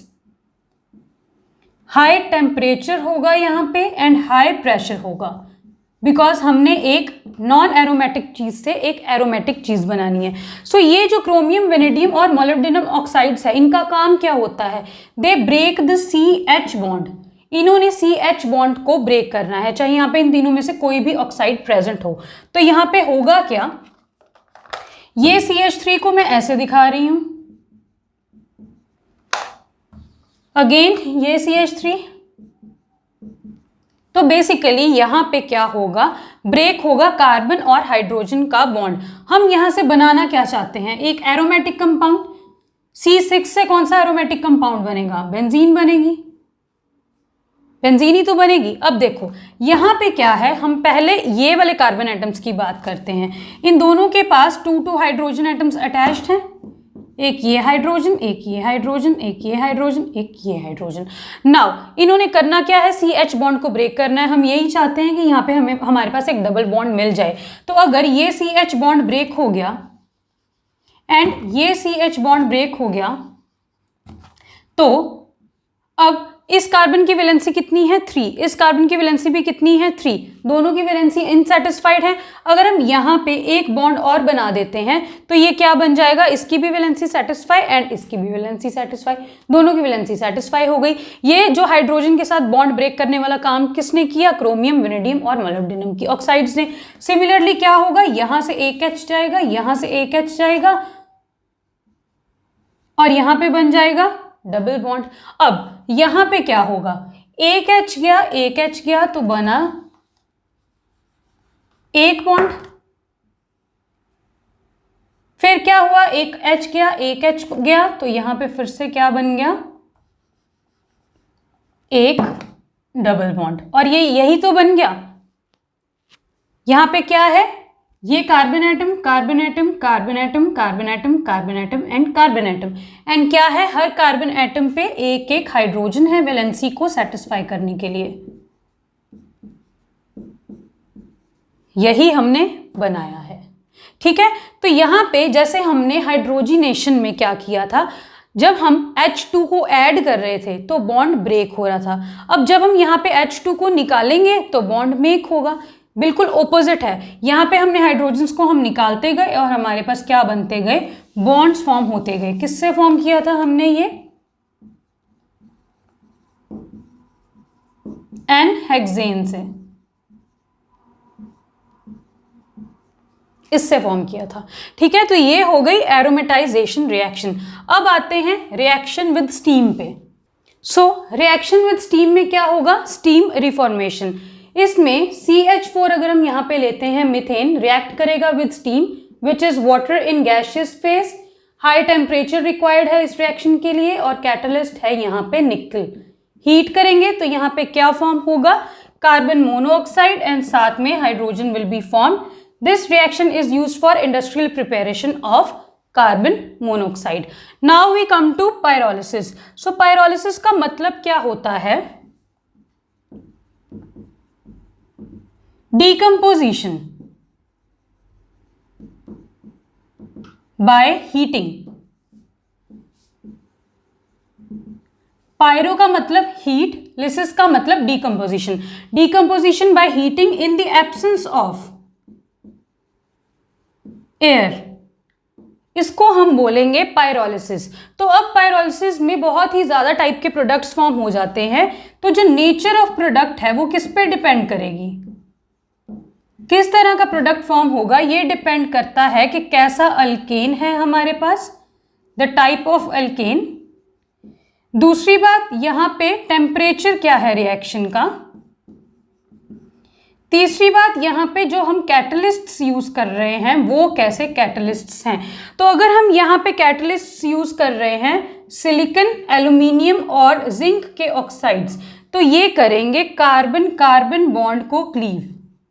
वेयर एज जैसे हमने लास्ट एरोमेटाइजेशन में किया था, अगर हम यहाँ पे यूज करेंगे क्रोमियम, वेनेडियम एंड मोलिब्डेनम के ऑक्साइड्स, तो ये करेंगे कार्बन हाइड्रोजन बॉन्ड को क्लीव। तो ये टाइप ऑफ कैटलिस्ट भी डिसाइड करेगा कि किस तरह का प्रोडक्ट बनेगा इस रिएक्शन में। नाउ जैसे जैसे number of carbon atoms increase होंगे, दैट इज हायर एल्केन्स, जैसे जैसे हम ज्यादा हायर एल्केन्स में जाते जाएंगे वैसे वैसे क्या होगा, जैसे जैसे number of carbon atoms increase करेंगे या जैसे जैसे ब्रांचिंग इंक्रीज होगी वैसे वैसे जो पायरोलिसिस है वो ज्यादा इजीली हो जाएगी, that is the ease of pyrolysis will increase. Also यहाँ पे क्या है, जो नंबर ऑफ प्रोडक्ट्स है वो भी इंक्रीज हो जाएंगे, ठीक है। तो जैसे जैसे यहाँ पे number of carbon atoms increase होंगे या ब्रांचिंग इंक्रीज होगी वैसे वैसे नंबर ऑफ प्रोडक्ट्स भी यहाँ पे इंक्रीज हो जाएंगे। सो बेसिकली पायरोलिसिस में हमने करना क्या है, जो हायर अल्केन्स हैं उनको हीट करना है किसी यहाँ पे कैटलिस्ट के प्रेजेंस में, जो इनमें से किसी की ऑक्साइड्स हो सकती हैं, ठीक है। फिर हमारे पास यहाँ पे बनेंगे क्या, लाइटर प्रोडक्ट्स बनेंगे। लाइटर प्रोडक्ट्स में हमारे पास क्या बन सकता है, हाइड्रोजन भी बन सकती है, अल्केन भी बन सकते हैं, लाइटर अल्केन्स, या अल्कीन भी बन सकती है। सो अगर यहाँ से, अगर ये जब हम पायरोलिसिस करवाएंगे हायर अल्केन की, अगर वहां पे C बॉन्ड क्लीव होगा, अभी ये सब कुछ हमें समझ में आ जाएगा जब हम एग्जाम्पल करेंगे। अगर वहां से सी सी बॉन्ड क्लीव होएगा तो वहां पे बनेगा एक अल्केन और अल्कीन। मीन्स वहां पे या तो अल्केन अल्कीन दोनों भी बन सकते हैं, या तो वहां पे अल्केन्स ही बनेंगे या तो वहां पे अल्कीन्स ही बनेंगी। मीन्स जब हम कार्बन कार्बन बॉन्ड क्लीव करेंगे तब ये पॉसिबिलिटीज हैं, और जब कार्बन हाइड्रोजन बॉन्ड क्लीव करेंगे तब क्या होगा, एक तो नेसेसरी हमारे पास बनेगा H2 दैट इज हाइड्रोजन, और दूसरा क्या बनेगा यहां पे एल्केन। तो अब देखते हैं रिएक्शन। इसका जो मैकेनिज्म है that is free radical mechanism.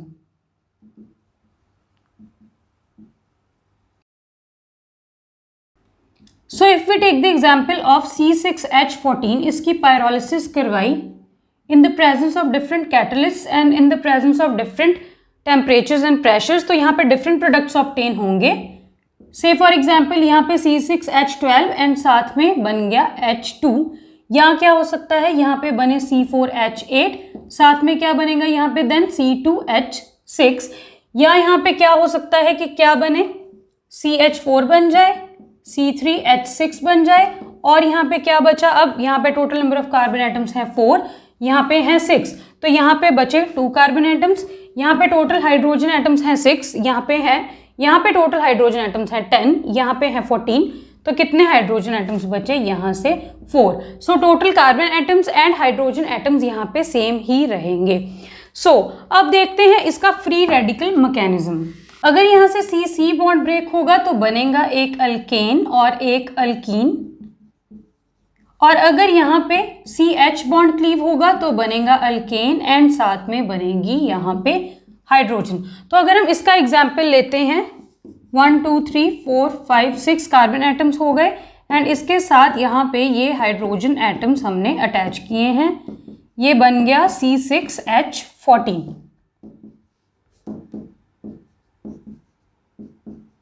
ठीक है, तो अगर यहाँ पे 2 पॉसिबिलिटीज हैं, कार्बन कार्बन बॉन्ड ब्रेक हो जाए या कार्बन हाइड्रोजन बॉन्ड। तो अगर यहाँ पे कार्बन हाइड्रोजन बॉन्ड ब्रेक होता है, से फॉर एग्जांपल ये वाला बॉन्ड ब्रेक किया, हुई इसकी क्या होमोलिटिक क्लीवेज, बिकॉज इसका मैकेनिज्म क्या है फ्री रेडिकल मैकेनिज्म, तो यहाँ पे आएगा एक रेडिकल एंड यहाँ पे आएगा एक रेडिकल। ठीक है, तो क्या होगा, अब ये जो फ्री रेडिकल्स हैं वो हमारे बनेंगे इन पेयर्स। अब क्या होगा, ये जो साथ वाला एडजेसेंट कार्बन है इसका भी एक CH बॉन्ड टूटेगा, यहाँ पे आएगा रेडिकल एंड यहाँ पे साथ में आएगा H रेडिकल। अब ये H रेडिकल और ये H रेडिकल मिलके बना लेंगे क्या H2, एंड क्या होगा, ये रेडिकल और ये रेडिकल मिलके बना लेंगे यहाँ पे एक बॉन्ड। तो ये क्या बन गया, बेसिकली हमारे पास बन गया 1 2 3 4 5 6 carbon atoms. Count the number of hydrogen atoms, ये कितने हुए 1 2 3 4 5 6 7 8 9 10 11 12, तो ये बन गया C6H12। और अगर हम देखें तो ये है क्या, अल्केन अल्कीन या alkyne, this is basically alkyne, because alkenes क्या होती हैं CnH2n, जितने नंबर ऑफ कार्बन एटम्स उससे double the number of hydrogen atoms. अच्छा, अब अगर यहाँ पे हम C बॉन्ड क्लीव करवाते,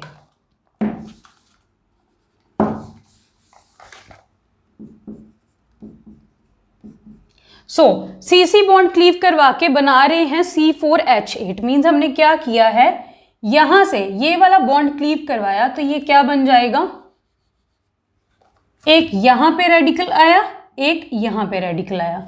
उसके बाद क्या चाहिए हमें, यहाँ पे 8 हाइड्रोजन एटम्स, तो यहाँ से क्या हो जाएगा हमारे पास, एक यहाँ से हाइड्रोजन एटम निकलेगा। सो यहाँ पे होगा, देखो ये हमने कार्बन कार्बन बॉन्ड को यहाँ पे क्लीव कर दिया, तो यहाँ पे ये है 2 कार्बन एटम्स और इसके पास है 5 हाइड्रोजन्स, बट यहाँ पे इसको चाहिए एक और हाइड्रोजन, तो ही ये बनेगा C2H6, जो कि क्या बनेगा, ये वाला प्रोडक्ट।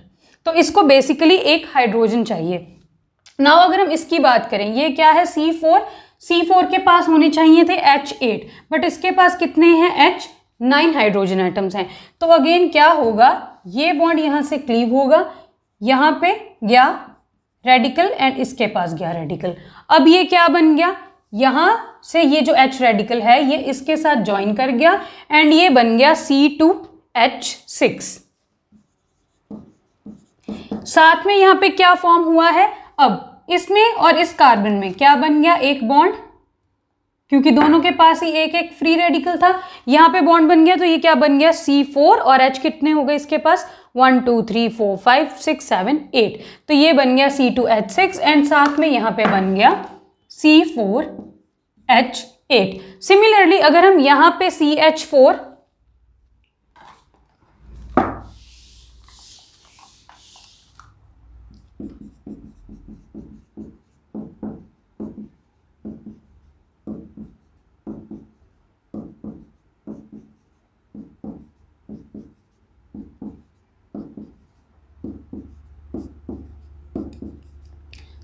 अगर हमने यहाँ पे बनाना है CH4 C3H6 एंड C2H4, तो क्या करेंगे, दो दो जगह से कार्बन कार्बन बॉन्ड को क्लीव करेंगे। एक कहाँ से करेंगे, पहले कार्बन एटम से, यहाँ से बॉन्ड क्लीव कर दिया, इसके पास रेडिकल गया, इसके पास रेडिकल गया। उसके बाद किससे क्लीव करेंगे, 3 कार्बन एटम्स के बाद 1 2 3 कार्बन एटम्स के बाद यहाँ पे फिर क्लीव कर दिया बॉन्ड, यहाँ पे रेडिकल गया, यहाँ पे रेडिकल गया। फिर क्या करेंगे, हमारे पास है हाइड्रोजन हमें चाहिए, ये क्या है, दिस इज मीथेन, मीन्स ये है अल्केन, ये क्या है अल्कीन है, और ये क्या है, ये भी एक अल्कीन है।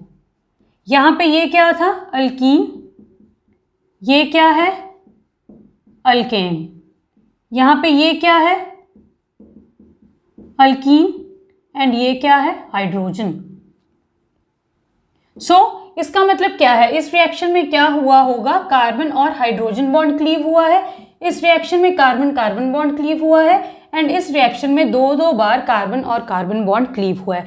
तो यहां से क्लीवेज हुई, यहां से क्लीवेज हुई। उसके बाद हमें क्या चाहिए, CH4। अब इसके पास एक और H चाहिए, तो वो कहां से जाएगा, अगर यहाँ पे हम क्या करें, यहाँ से H निकाल दें, तो यहाँ पे रेडिकल गया, यहाँ पे रेडिकल गया H के ऊपर, तो ये H इसके साथ ज्वाइन हो जाएगा, बन जाएगा CH4।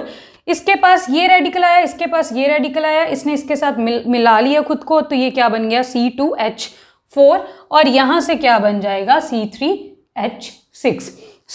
यहाँ पे हमने डिस्कस कर लिया है अल्केन्स के बारे में सारा कुछ, अल्केन्स, उनका जनरल फॉर्मूला, उनकी सिंथेसिस, उनकी फिजिकल प्रॉपर्टीज एंड उनकी केमिकल प्रॉपर्टीज।